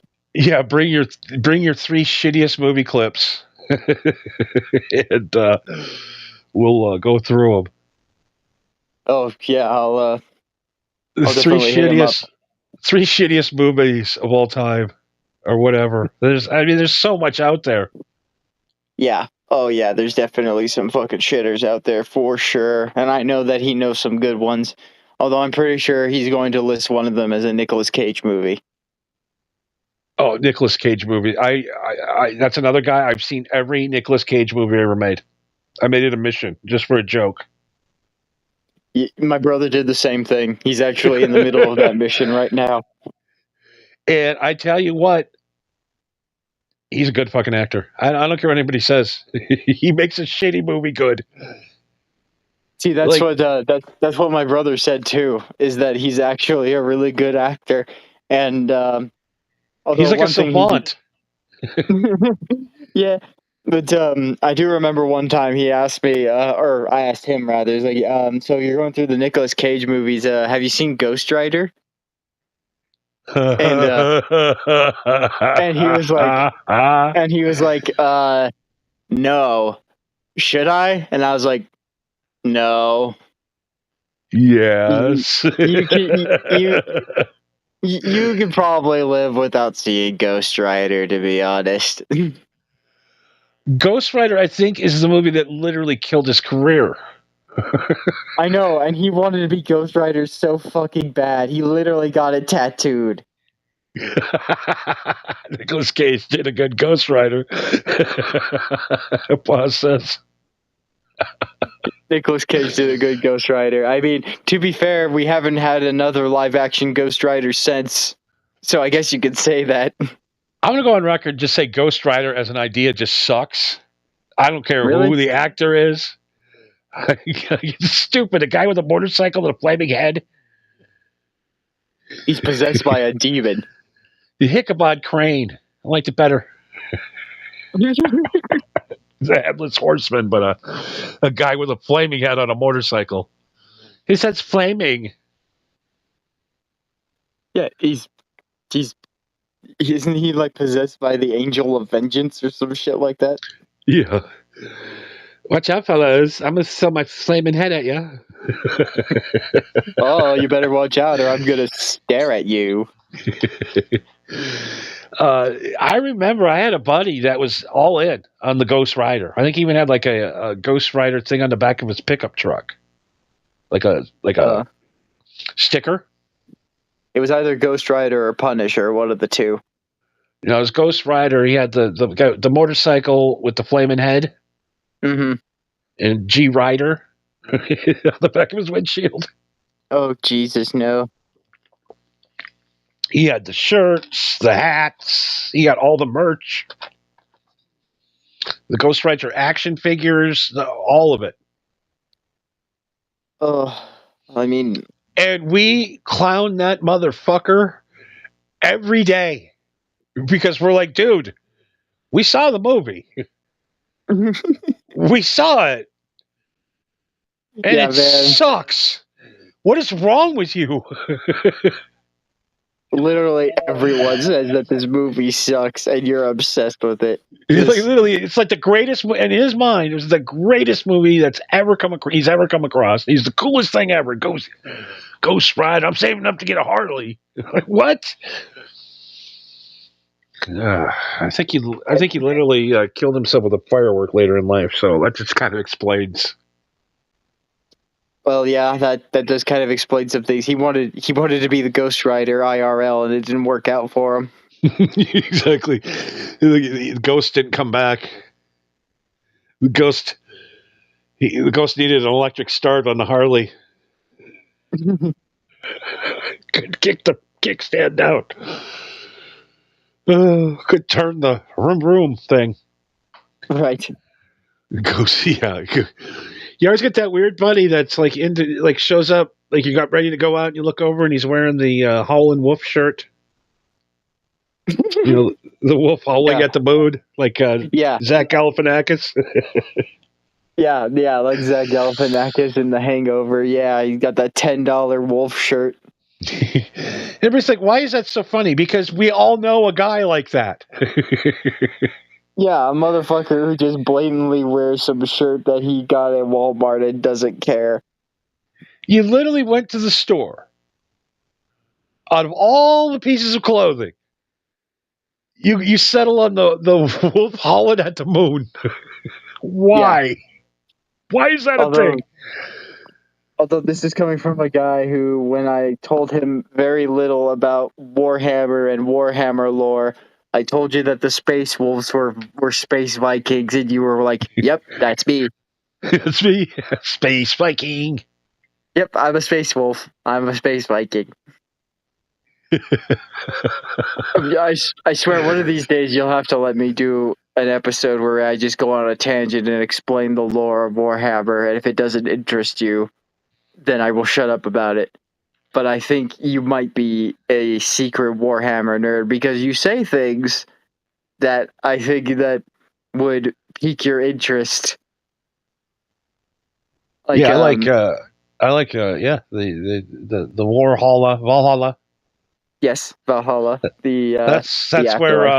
That's where Charlie Kirk is. That's what the FBI director said. Valhalla. See in Valhalla. Oh yeah, that's right. That was bizarre. That was very bizarre. Everything's a little bizarre. Yeah, I don't know what the fuck that was. In your whole life, have you ever seen the FBI director on TV until like recently? I can't remember ever turning a television on and seeing the FBI director talking on Fox News. I don't think that dude was even the director. I think that was the dude that they just chose to say he's the director. You know what I mean? Yeah. I just keep thinking that guy's looking for White Castles. You know what I mean? It looks like he's stoned. His eyes are all fucked up. He looks like he's looking for Kumar or Harold. He looks like, is it Kumar or Harold? FBI director. He saw a raven in the distance, and he's like, "Oh, Odin's watching me. Now's my chance." I get arrested tomorrow. FBI director shows up to my house. You know, I'm sorry I talk shit about your Viking religion. I got some pretty thick skin, brother, but you calling me out like that? We're sending you to Guantanamo for a what do they call it? Dick meat sandwich. Cock meat sandwich. Fuck. Yeah, cock meat sandwich. That was it.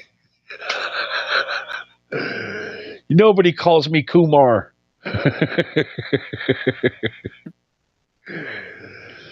Everybody has a trigger. You know what I mean? Oh yeah, everybody has something. I remember I called my buddy Nancy once. I says, "What are you being such a Nancy?" And he punched me in the face. Freaked out. But that's it. That was his name. And apparently that's what his dad called him when he was younger. I'm like, well, what the fuck does that have to do with me? It's a common phrase. Yeah, why are you taking it out on me? I'm like, yeah, Nancy. Who's the Nancy now?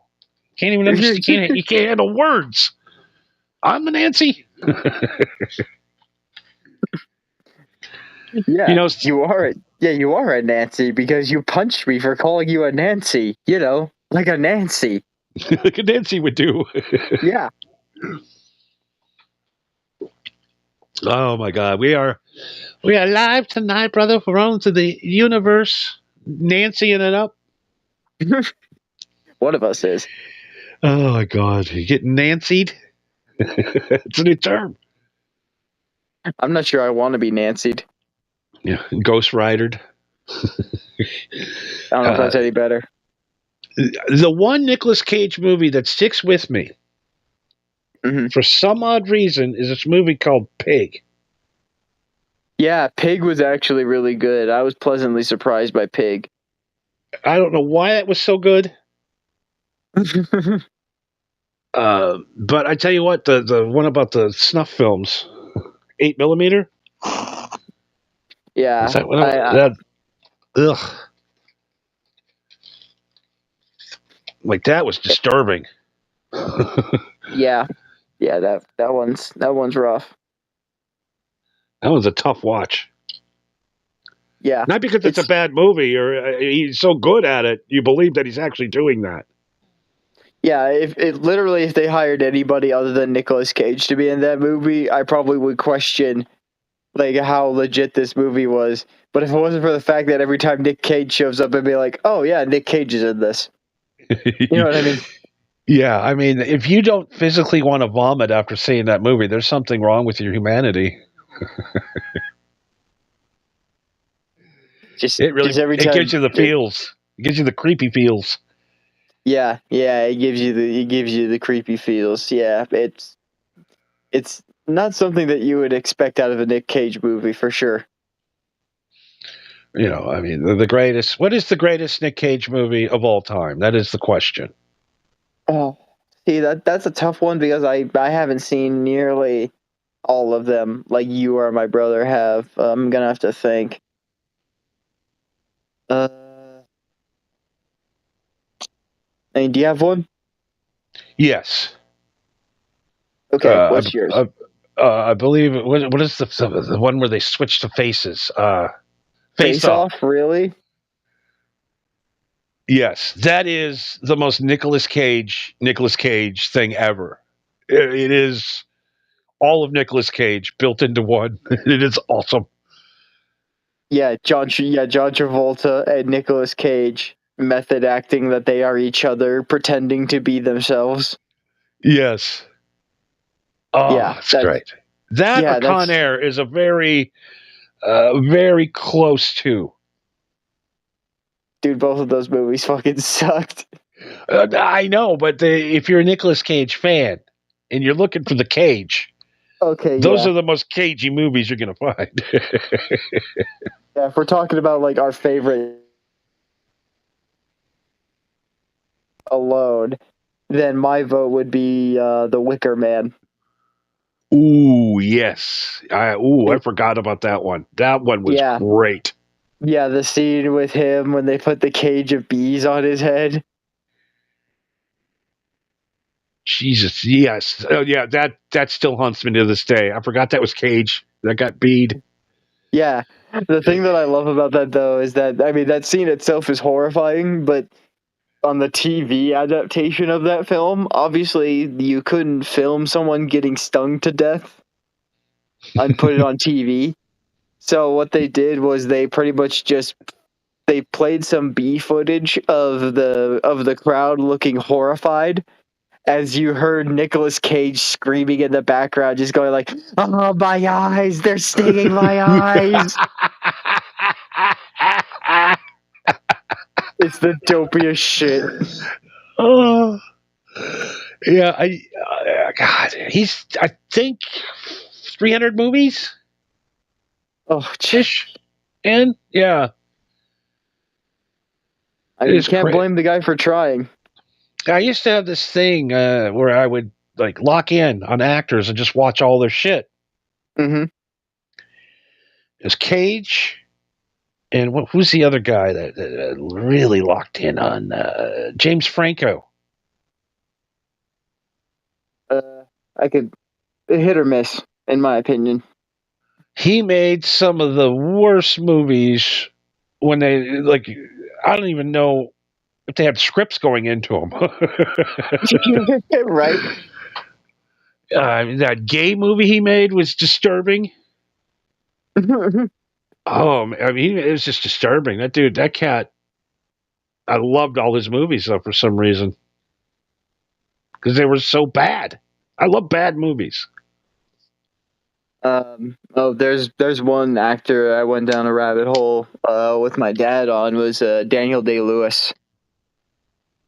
There Will Be Blood. Yes, that's one of my dad's favorite movies.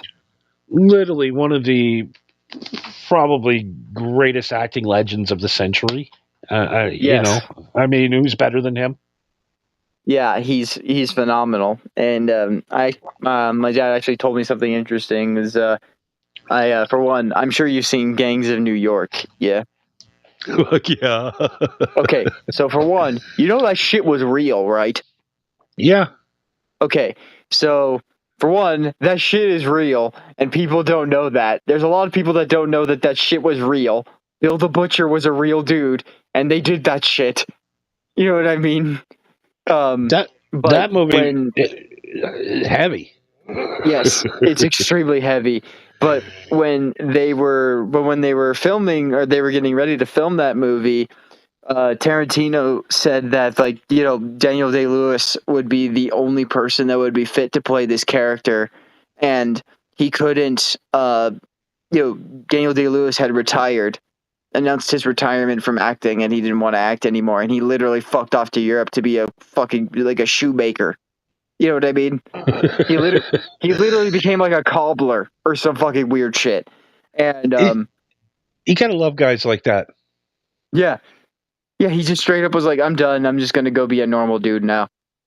And so Tarantino told Leonardo DiCaprio to go to Daniel Day-Lewis and basically ask him to come and do this movie.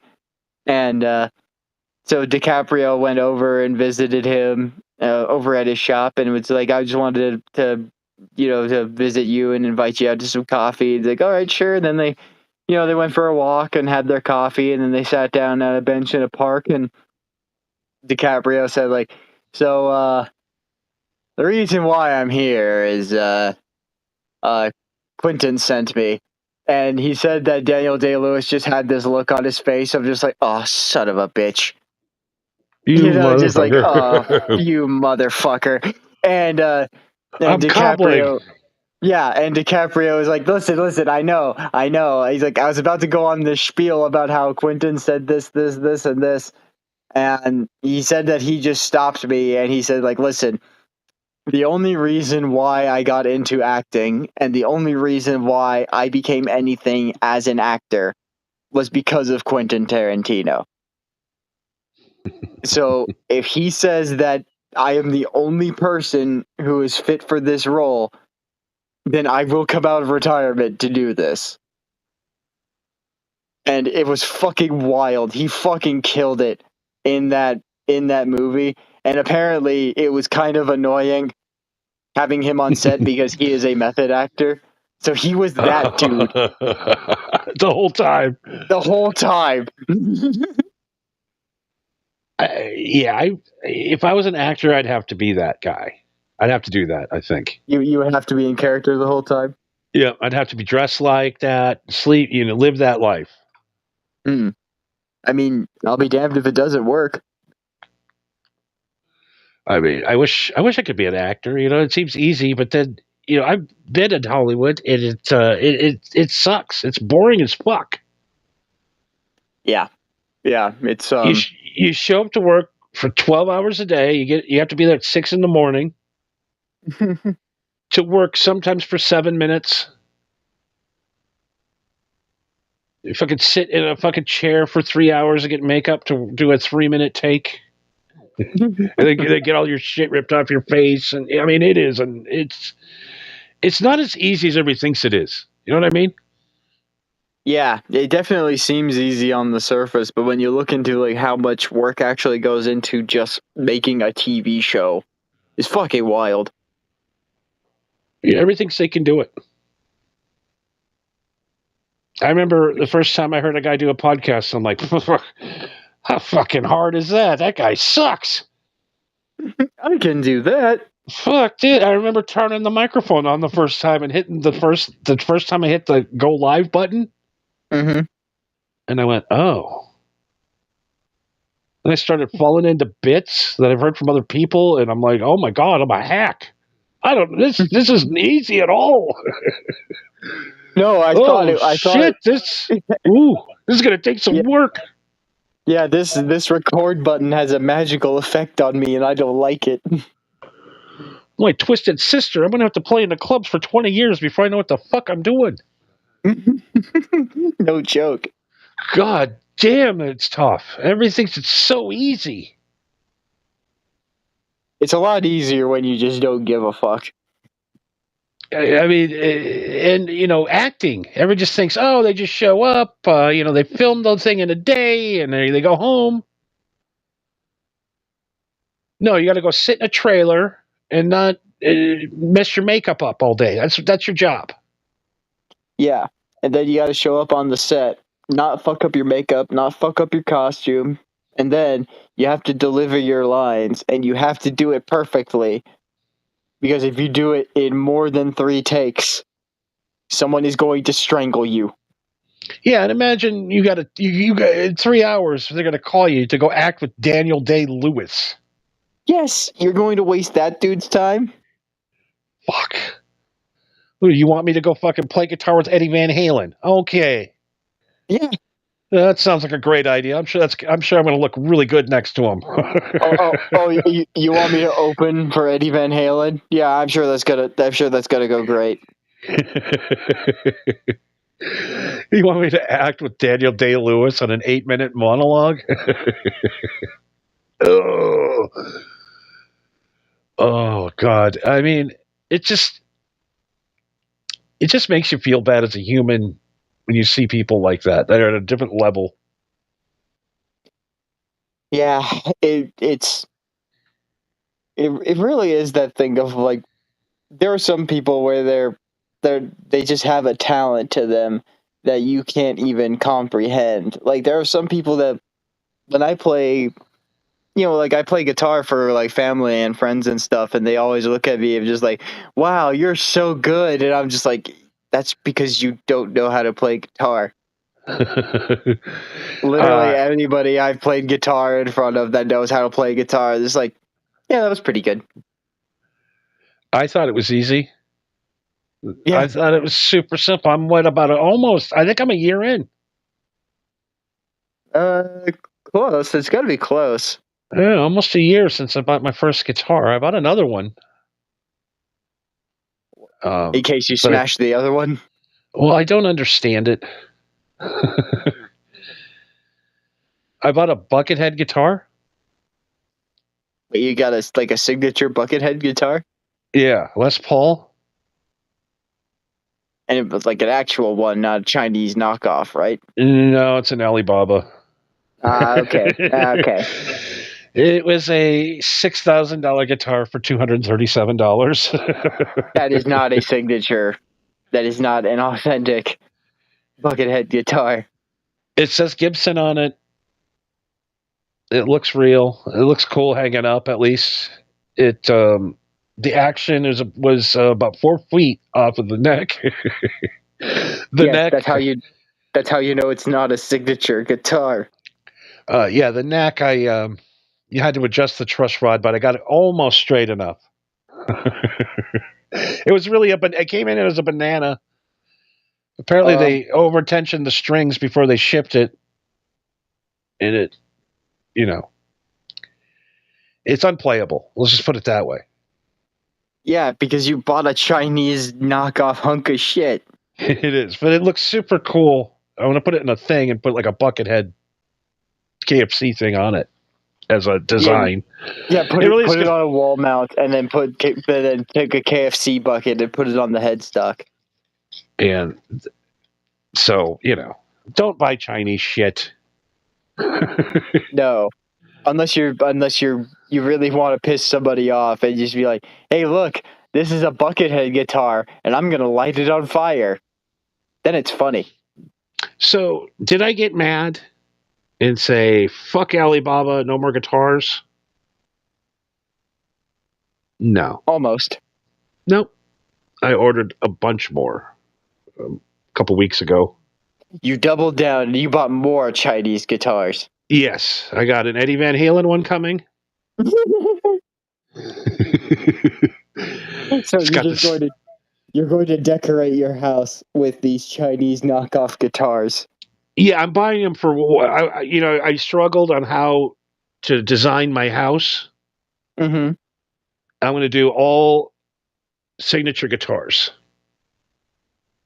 So when someone breaks into your house, they're going to steal the guitars, only to Yes. realize that they're only worth about $200 a piece.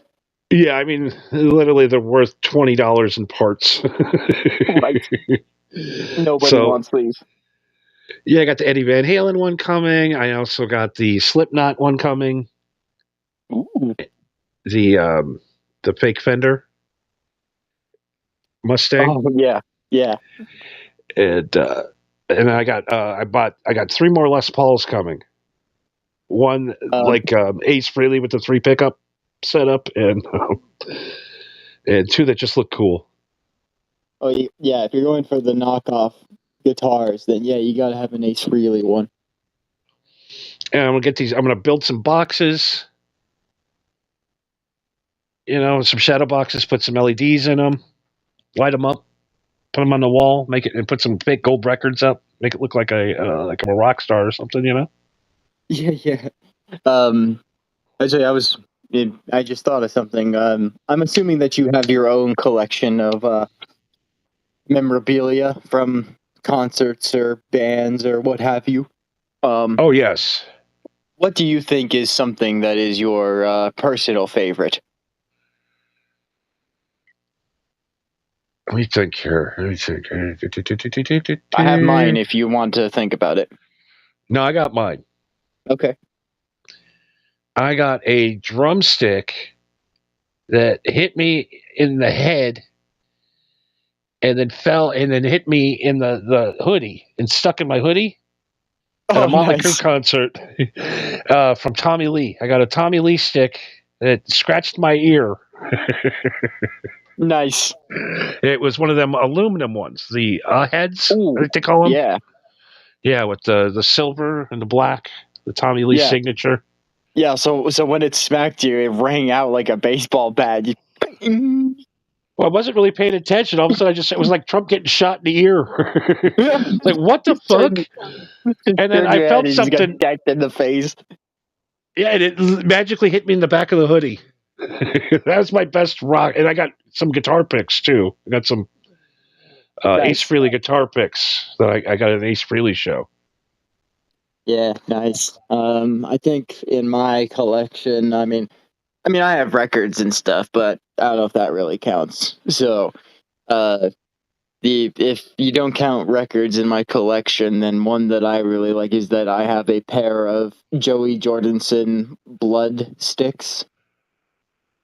Oh, the 515s. Yep, the 515s. I have a pair of Joey Jordison's signature blood sticks. Oh, you bastard! You yes. bastard! Those were out and gone in less than like hours at all the music. We were on a hunt for those, and they were just gone. Yeah, my dad got me them for Christmas, and well, that makes Dad of the Year right there. Oh yeah, my dad's awesome. But to Slipknot fans, that was literally those drumsticks for like literally the Cabbage Patch Kids of Slipknot fans.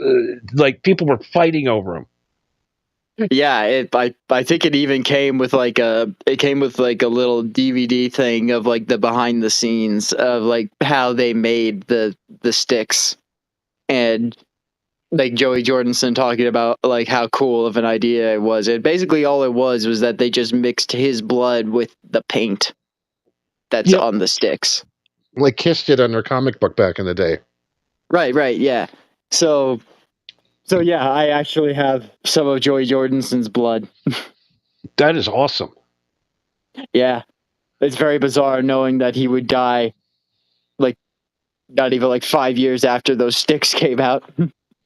And when Joey left Slipknot, I left Slipknot. I don't know how to explain it. I don't know. Well, Slipknot's cool or whatever now, but I was done with them after that. Joey was the only guy I liked in the band. He was my favorite part of the band. It's like Avenged Sevenfold too, I mean, to be honest, I never really cared for Avenged Sevenfold, but that was just me. Yeah, I loved him until, the Rev fucking kicked it. Yeah. And, but yeah, Slipknot, those drumsticks are that is really rare. Those got to be worth at least $500 right now, aren't they? I don't even want to look up how much they're worth now because I don't want to be tempted. It's like I know. It's like when you're just short on cash, like for a couple of days, and you're looking around your house, going, what can I put on Facebook Marketplace right now? And then you're like, well, I'll probably just get shot, and somebody will steal my car. Dude, exactly. You have no idea how many times I've been strapped for cash, and I'm just like, man, I really need some food. I need to pay rent, and then I just look over at my record collection, just like, I know that at least 4 of you are worth 100 apiece. I know I could sell you to at least one dumbass.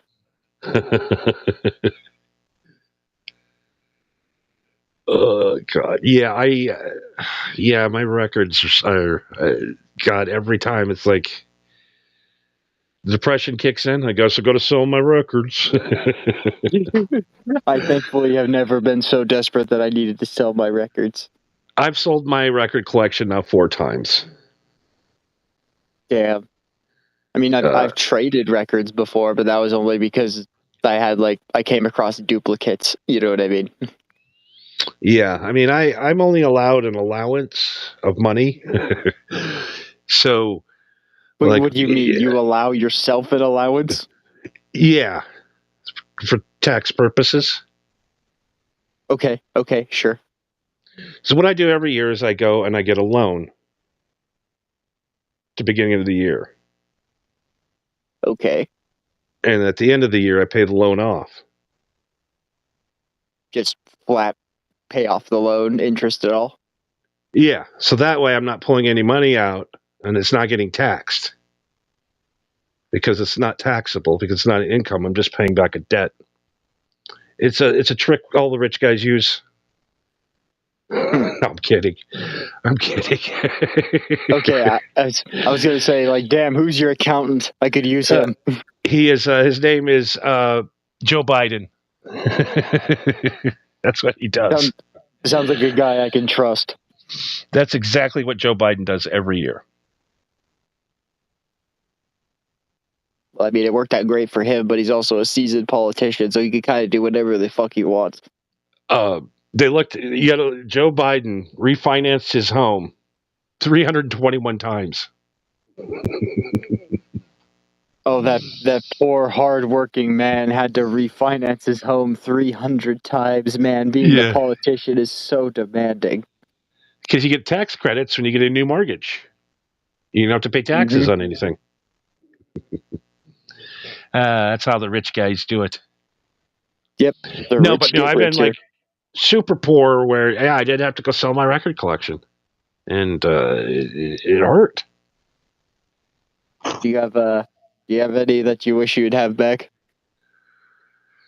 Oh boy, yes, the pirated vinyl Guns N' Roses Chinese Democracy with what's his name playing drums. The guy just got fired from Josh Freese on drums.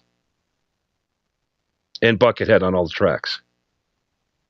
Oh, the pirated version was Buckethead on all of the tracks.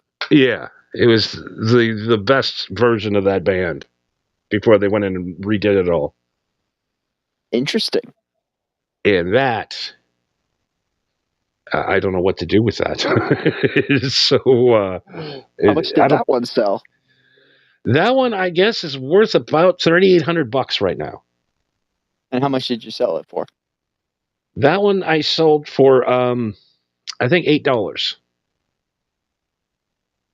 So this was obviously back in the 2010s. 2015s, 2016s. Okay, so you obviously had no idea what you had on your hands. No, this was before the vinyl boom hit. Yeah. And then I remember painfully buying all my old records back at 5 times the price that I got to pay. Yep.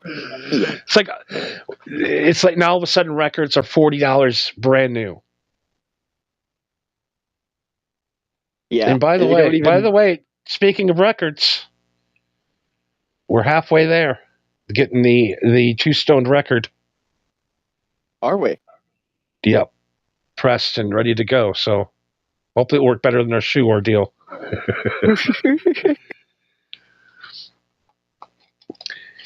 But yeah, I mean, the records that I have to have are all the Tom Petty's. You got to have all the Led Zeppelins. You got to have all the Aerosmiths, the Van Halens, Roth era. Of course. 70s rock. It was made for vinyl, mixed for vinyl. You know what I mean? Oh yeah, 60s, 70s, yeah, for sure. 80s was the era for like tapes. Yeah, tapes or 80s, 90s from there, CDs. I mean, it's compressed in the studio. It doesn't really make that much difference on record. No, not really. I mean, there's still some good 80s albums that you can, if you get an original pressing on vinyl, I would still accept it in a heartbeat for sure. But it just doesn't have that same feel that original vinyl, the original recording process used to have.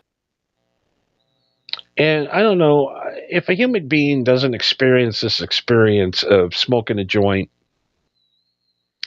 hitting that needle, or that first little click where the needle hits the thing there, and that fucking music starts going, and you're just by yourself in a dark room, smoking your herb, listening to Led Zeppelin 4 or whatever. Oh, if that is an experience, if you've never experienced that, I feel sorry for you. No, on very rare occasions when I have company over and we partake, that's when I bust out the vinyl records and I'm like, go ahead, pick one, and then we just listen to the record while we smoke. Yeah, and there was one TV show that captured that. The name of the show is a British show. It's called Ideal. I can't say I'm familiar. It's about a pot dealer that sells weed, and then all of his customers come over, and he brings out the white labels. Uh-huh. It just plays like random vinyl shit. Like every night he sells weed and then there's a party. He sells weed and there's a party every night. That's the show. It's went 5 seasons. 5 seasons, Jesus. It used to be on the IFC Vanguard channel back in the day. If you had cable, or like IFC used to play weird like foreign shit back in the day. Yeah. Well, there's a British TV show. Maybe you've seen it. It only had 2 seasons, and I wish it had more. But it was called Vicious. It starred Ian McKellen. And okay, yep. That show is like legitimately like every episode is fucking hilarious. And the thing that I love about it, though, is that Ian McKellen is playing an old, somewhat retired gay actor. So he's basically playing himself. And it's just nothing but over-the-top gay cattiness the entire time. And it's fucking hilarious. Still, like, me and my dad still quote lines from that show to this day. Like, one of our favorites is, like... I'll see if I can find like a playlist or something of the show and send it to you so we can Mystery Science Theater because it's fucking great. But like there's a scene where like Ian McKellen's partner is all distressed about something, and then all of their friends are over. They're like, "Oh, what are you so upset about?" And he's crying about it or whatever. And then Ian McKellen comes into frame and he just goes, "Why are you all here? Is Stuart dead?" and he looks over at Stuart, and Stuart looks at him all pissed, and he just goes, "Ah, shit." It's called Vortex? Vicious. Vicious. Okay, I gotta write this. From here on, I'm writing shit down on a notebook. Yeah, like I said, I'm. It's old enough. It's probably on YouTube. I don't know. I'm not sure what the copyright shit is over for British TV, but yeah, I'll see if I can find some clips and send them to you. I'm not a big fan of British TV shows, but every once in a while, one will sneak through, and you're like, "That's fucking great." Yeah, that show is definitely one of them where it's like it snuck in somehow. It's like, no, this is actually fucking hilarious. I know there's been a few of them. The Adventures of Todd Margaret. And people talk shit about the British Office, and I will say the American Office is definitely way better. But the British Office definitely has its moments for sure. You can tell why they made the American Office for sure. Yeah, the one that gets me is the English Shameless. Oh yeah, that one's pretty good. I was actually pleasantly surprised by that one too. That one is. I'm like, they literally just mock the show. There's no difference. Yeah, yeah, for real. They like literally just took the same script. But the English kids are just way more evil. I think that's just us as Americans are just used to British accents being associated with villains. That, all them gingers. A lot of, well, yeah, that too. The Gallaghers. Yeah. It's holy shit. Okay, all right. I think we're too stoned. I didn't know. Right. I didn't know we went this long again.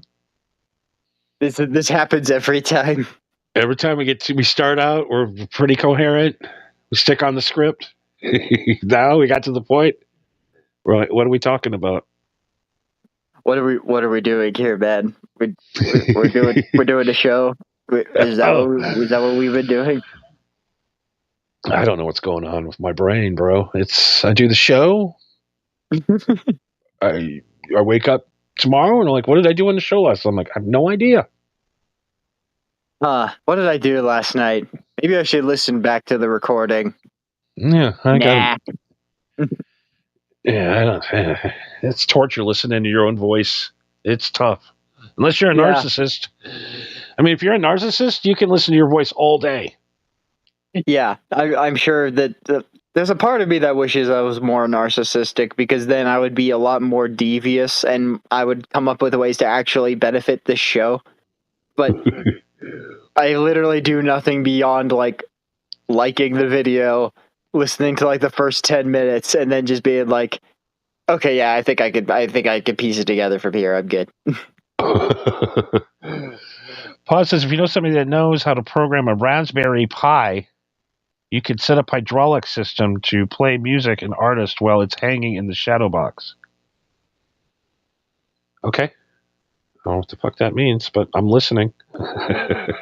I have to listen. Yeah. I have to listen to Pa's daddy. He is my new master. Yeah, I was gonna say 9 times out of 10, I usually get what Pa's was trying to say, but that one I was like, yeah, you lost me on that one. It sounds like some kind of Shark Tank idea, maybe 807, but I don't know. Shark Tank idea 807. We need a Raspberry Pi and a shadow box. Don't ask me what a shadow box is. Just get one. Yeah, I was thinking about the maybe box with the guy's head in it, maybe from the game last night. Okay, Billy the severed husk head.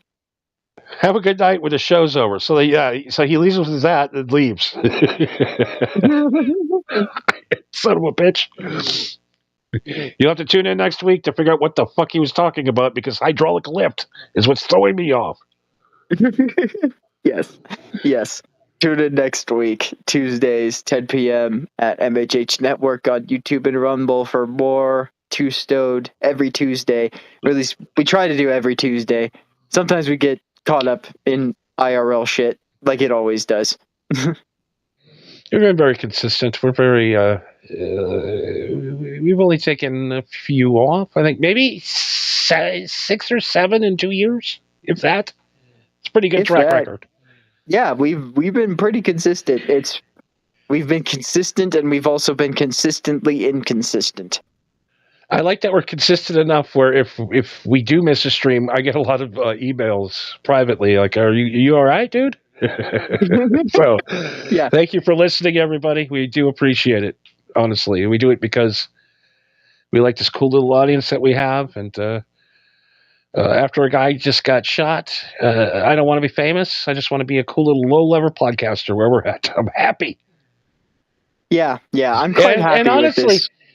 if you got a problem where it comes to that, where you need to, unlife me, I guess you can say on YouTube, just give me a call. Maybe we can work it out. Maybe I worked out a lot of conflicts. I can maybe, get you something, whatever you need, help you out. Yeah, dude, you want to go get a Subway sandwich or a coffee or something? Yeah, I mean anything. Can I get you some new shoes, or can I talk to you? Maybe you've had a bad childhood. Maybe we can just talk it out. I will literally buy you a joint. Yeah, whatever you need. Let's just talk it out. Let's just talk it out before we get crazy. Well, in all forms of life, everybody. Yeah. Loads all your guns up with pepper spray, not bullets. Can we do a laser tag civil war? Winner gets the house.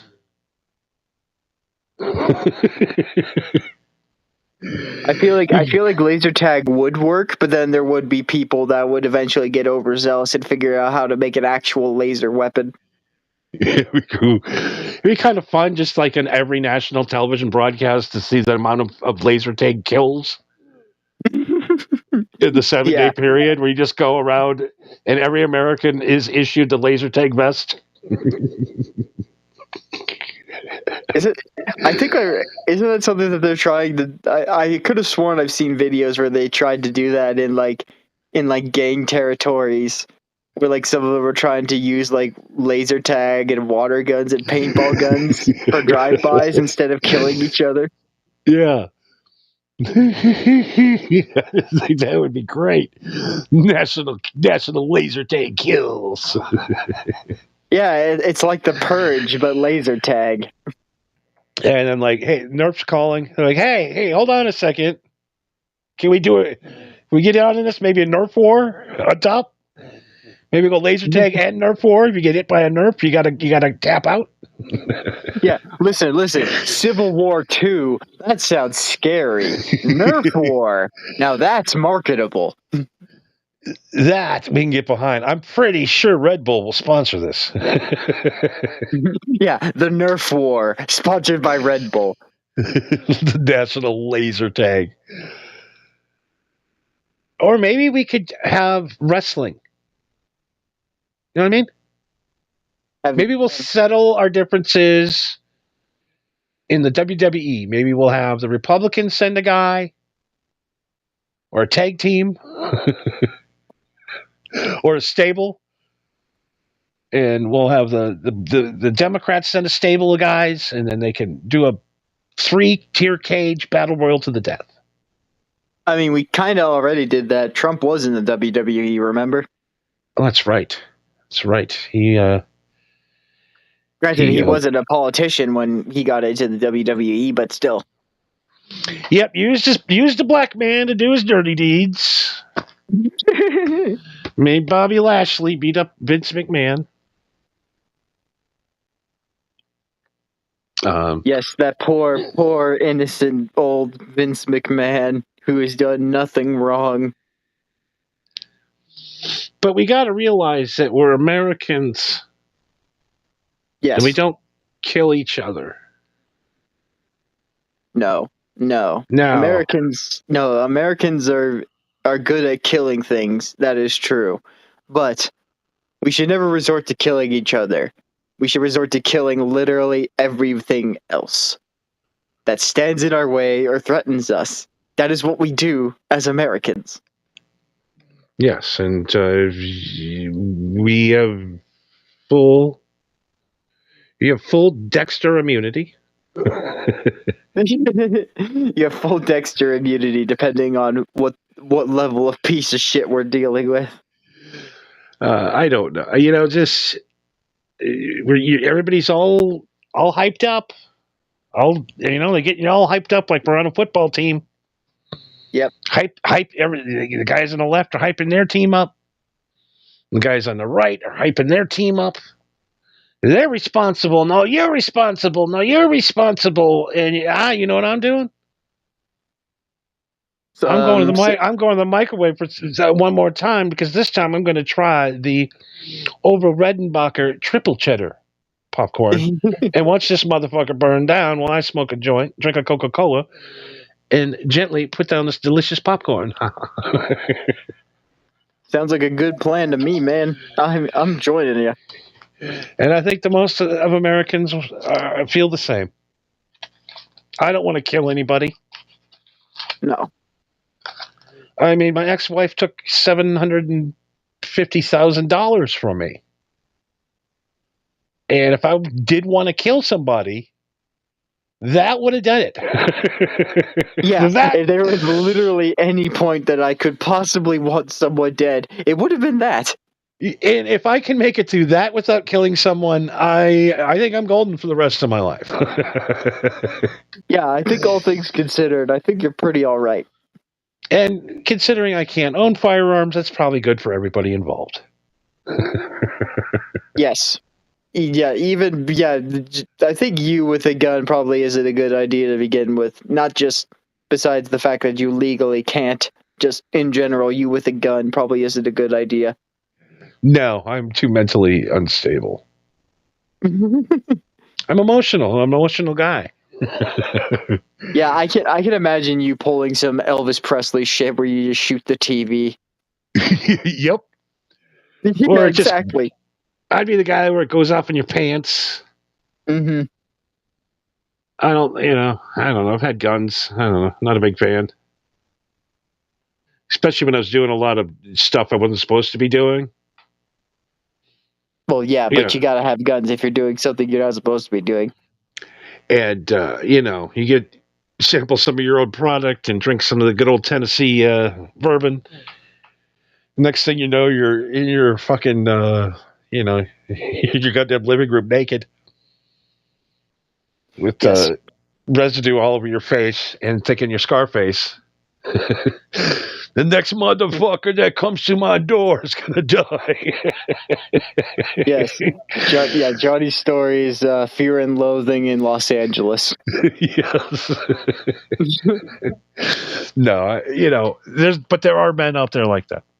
So yes, beware. Absolutely. Beware the crazies. Yeah, I guess that's really my advice at the end of the day is everybody has their opinions on the subject and everybody wants to say what they want to say. But my best advice that I can give you is that really just keep your opinions to yourself and don't really say anything unless somebody asks you. Because then if somebody asks you, then that's on them. You know what I mean? Exactly. Because then you could just say, well, you could have just walked on by and minded your own business, but no, you just had to figure out what I had to say. And a lot of people in real life will ask me, "What's your thought on that?" I'm like, my thoughts don't matter. Yeah, I'm here to get a coffee. Yeah, that's what I tell people all the time too. Is I literally don't vote out of principle, so my opinion doesn't matter.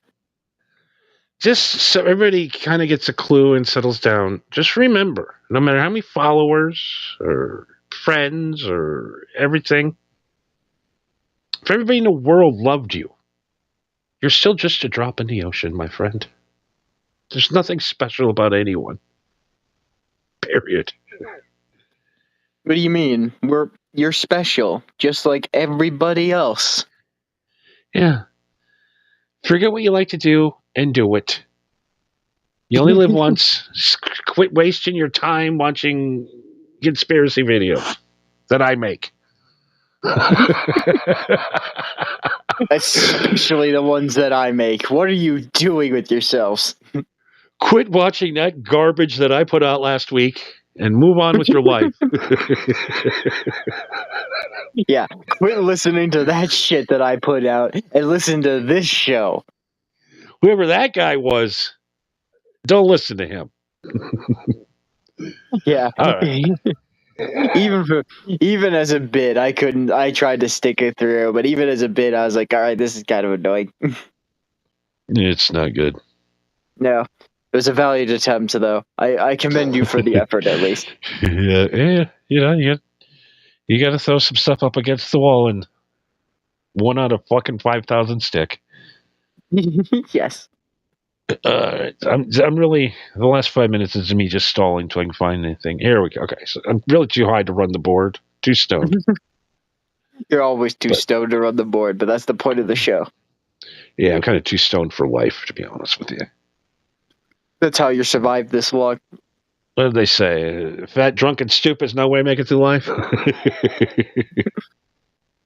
Well, it's either fat, drunk, or stupid, or sober.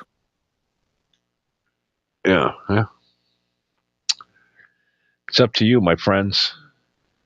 Yeah, I don't know about you, but a vast majority of people that I've met that are intelligent and sober are very miserable and depressed people.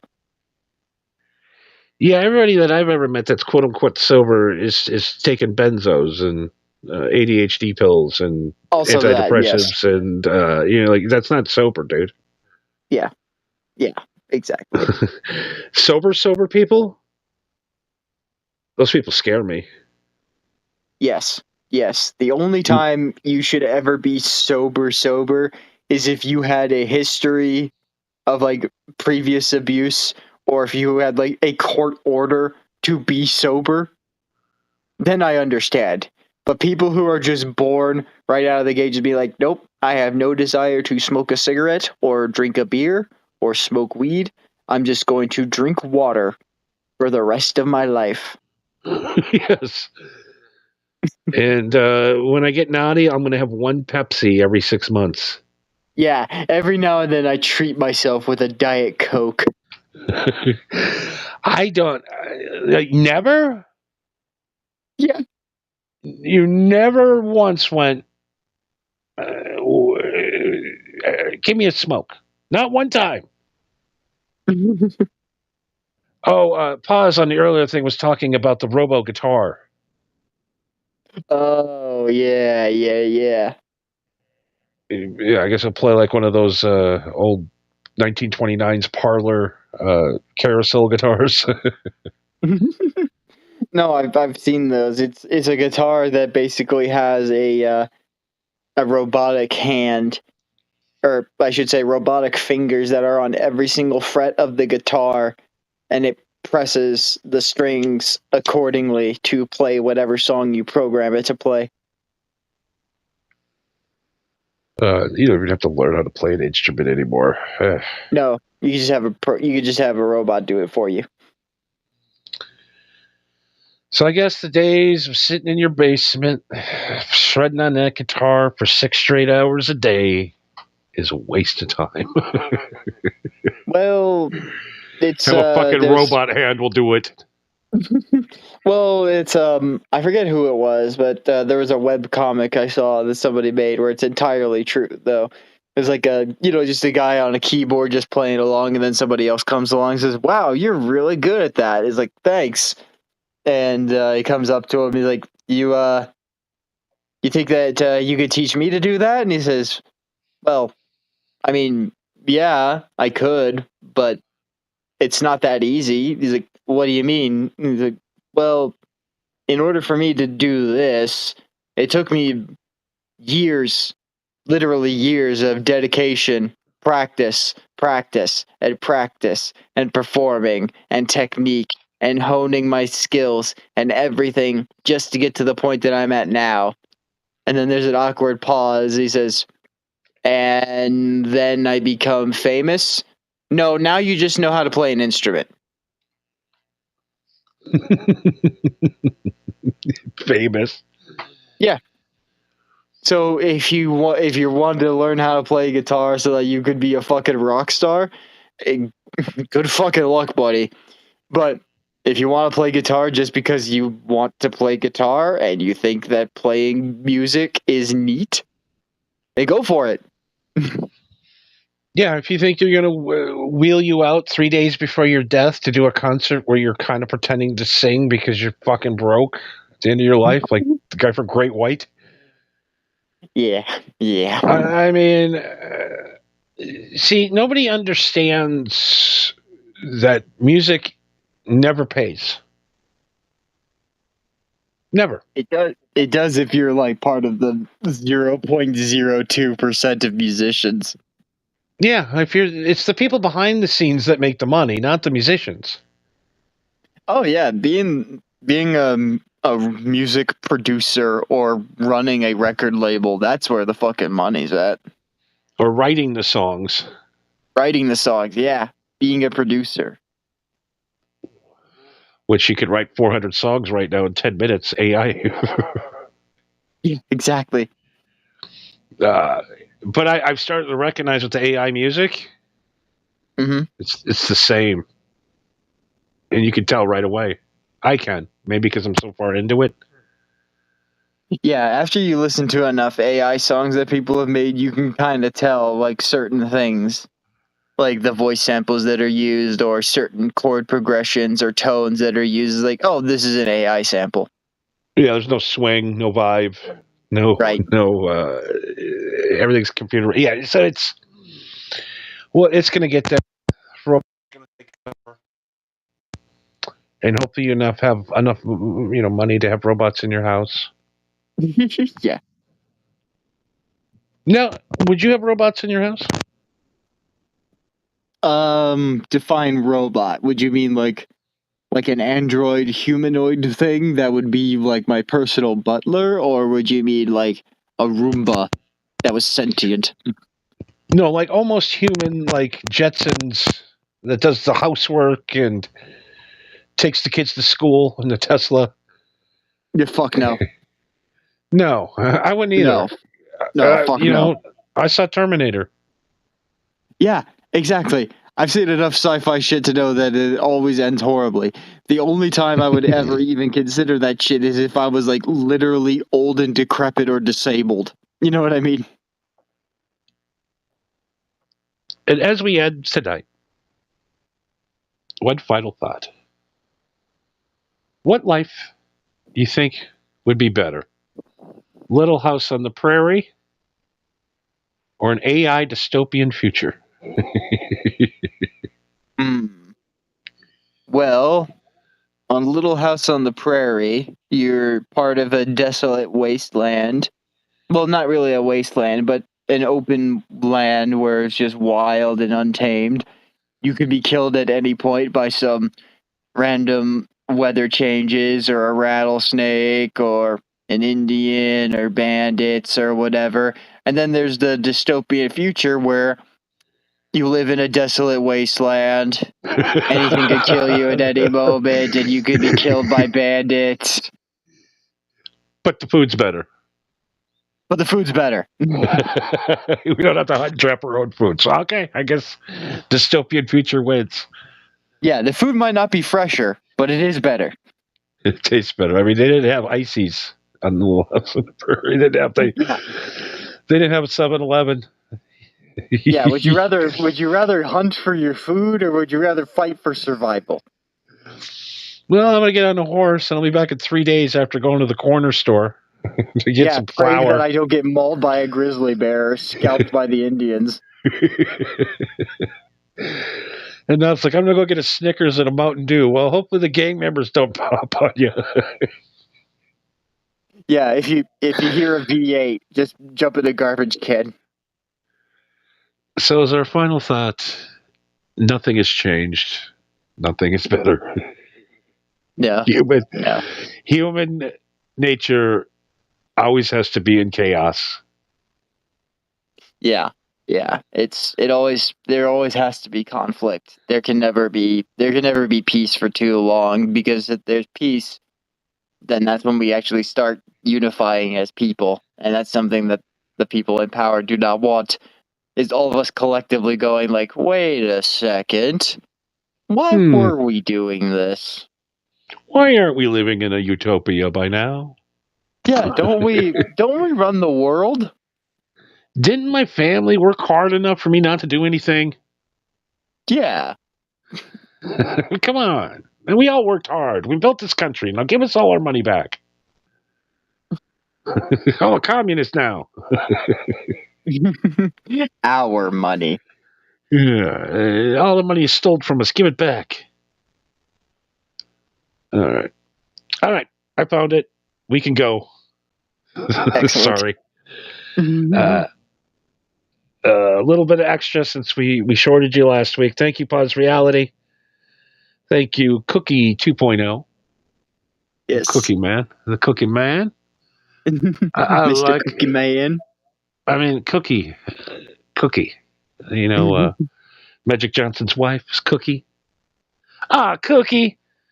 Ah, Cookie. I got to, if he ever does come on, I got to get that drop. Ah, Cookie.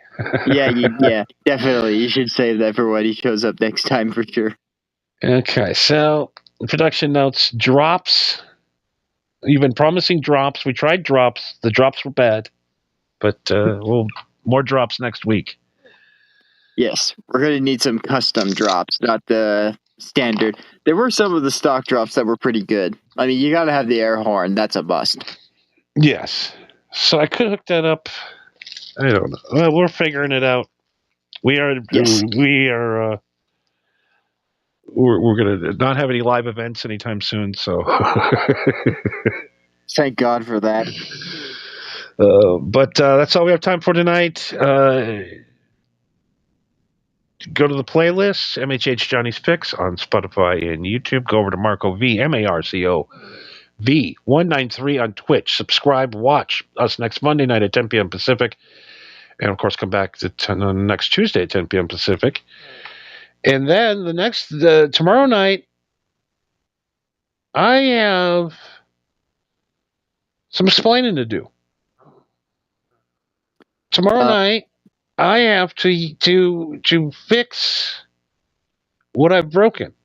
So tune in tomorrow night, same time, 10 Pacific, on Rumble. Only on Rumble because I'm too nasty anywhere else.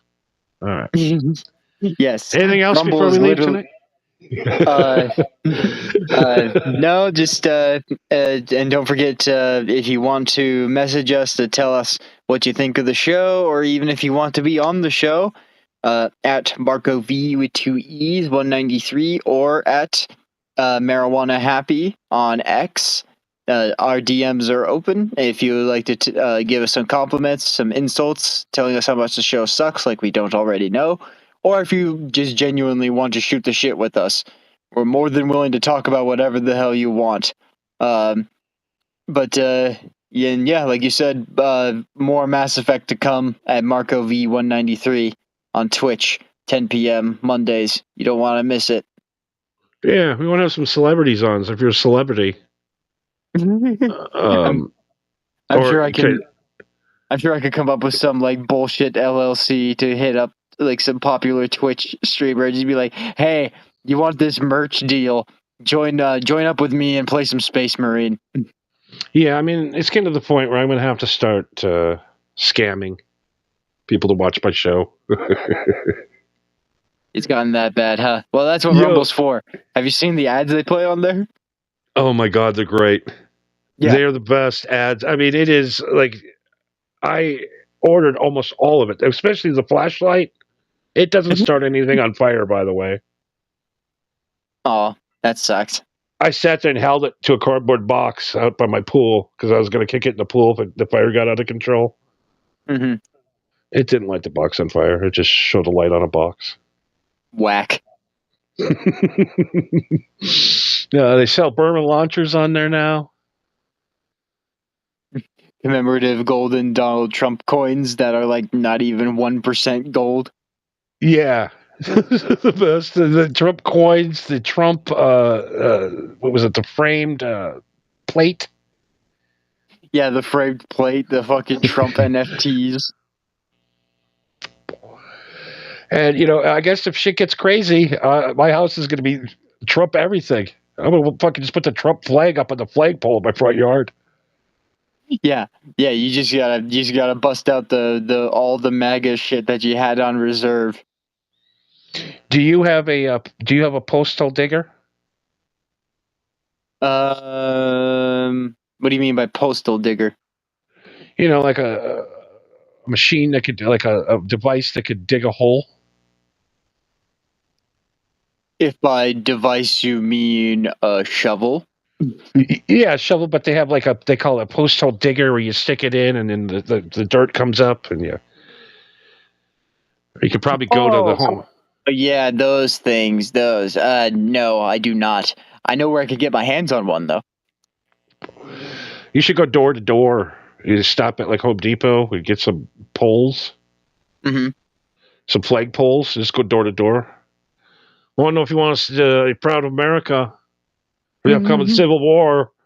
Want to show your allegiance, or we do Antifa, we do BLM, we do America. We do the weird black and white one with the blue stripe flag. We got them all in the back. Yeah, we're just going around and making sure that we have the census ready for when Civil War II kicks off. Just so you want to show your allegiance. I really, the prankster in me wants to spend a night and going to all these guys' places with the flag poles where they take the flags down at night, for their yards, and strap up an Al-Qaeda. Fucking throw it up in every fucking flagpole in the neighborhood, and like life as we know it would be over, wouldn't it? You mean your life? Someone would catch you and shoot you for doing that. I mean, talk about false flag. Yeah, literal false flag operation. Ba-boom ching. All right, we are too stoned to exist. We're talking about literal false flag operations now. We're talking about stuff that Ring doorbells have ruined forever. Yes. 1975, we could put like the Ayatollah's flags back up, their flag poles, and no one would even know. No. But now they're like, that's Johnny Cush. Go get him. That's that's that dickhead across the street. That son of a bitch. He thinks he's funny. It's not funny at all. Yeah. Stuff you think is funny that people take way too seriously. But you know what's not serious? That's all funny. On the news, a rare dime hidden for decades sells for He's been gone for a while. An extraordinary rare dime. He still does the wrestling podcast every Monday. I noticed that, but yeah, he stopped doing That's All Funny. I don't know. I don't know what the deal is. I don't want to bug him about it. You know what I mean? But yeah, I let him do what he does, man. yeah. I don't want to hit him up and be like, yo, dude, I know I don't pay you anything, but where's my show? Exactly. He's he's just guy needs a space. Yeah, that's for sure. But if you have no idea what we're talking about, then you should definitely look up Lorenzo Areola and That's All Funny, and just go down the rabbit hole of his show. He has like damn near 1,000 episodes. There's gotta be something to keep you entertained, for sure. Like 10 years from now, I have a feeling that show's gonna be like billions of views. Oh yeah, it's going to be that show is going to be discovered by somebody 10 years down the road, and Lorenzo's going to be like a granddad or some shit. Shout out to Lorenzo.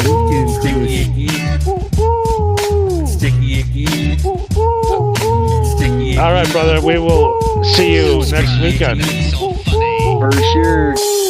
Monday, 10 p.m. Marco V193 on Twitch for Mass Effect. Shit, you know what Peace I'm out, saying? brother man. Smoke that. You fucking, like, try me that's button those dancing dolls in the store. Try to explain. I A was rare talking dime about hidden earlier. for decades sells Yeah. for over $500,000. Yeah. The extraordinary rare dime whose whereabouts had remained a mystery since the late 1970s has just sold for just over $500,000. Who needs dimes when you got that sticky icky icky? Ooh, ooh. Ooh, ooh.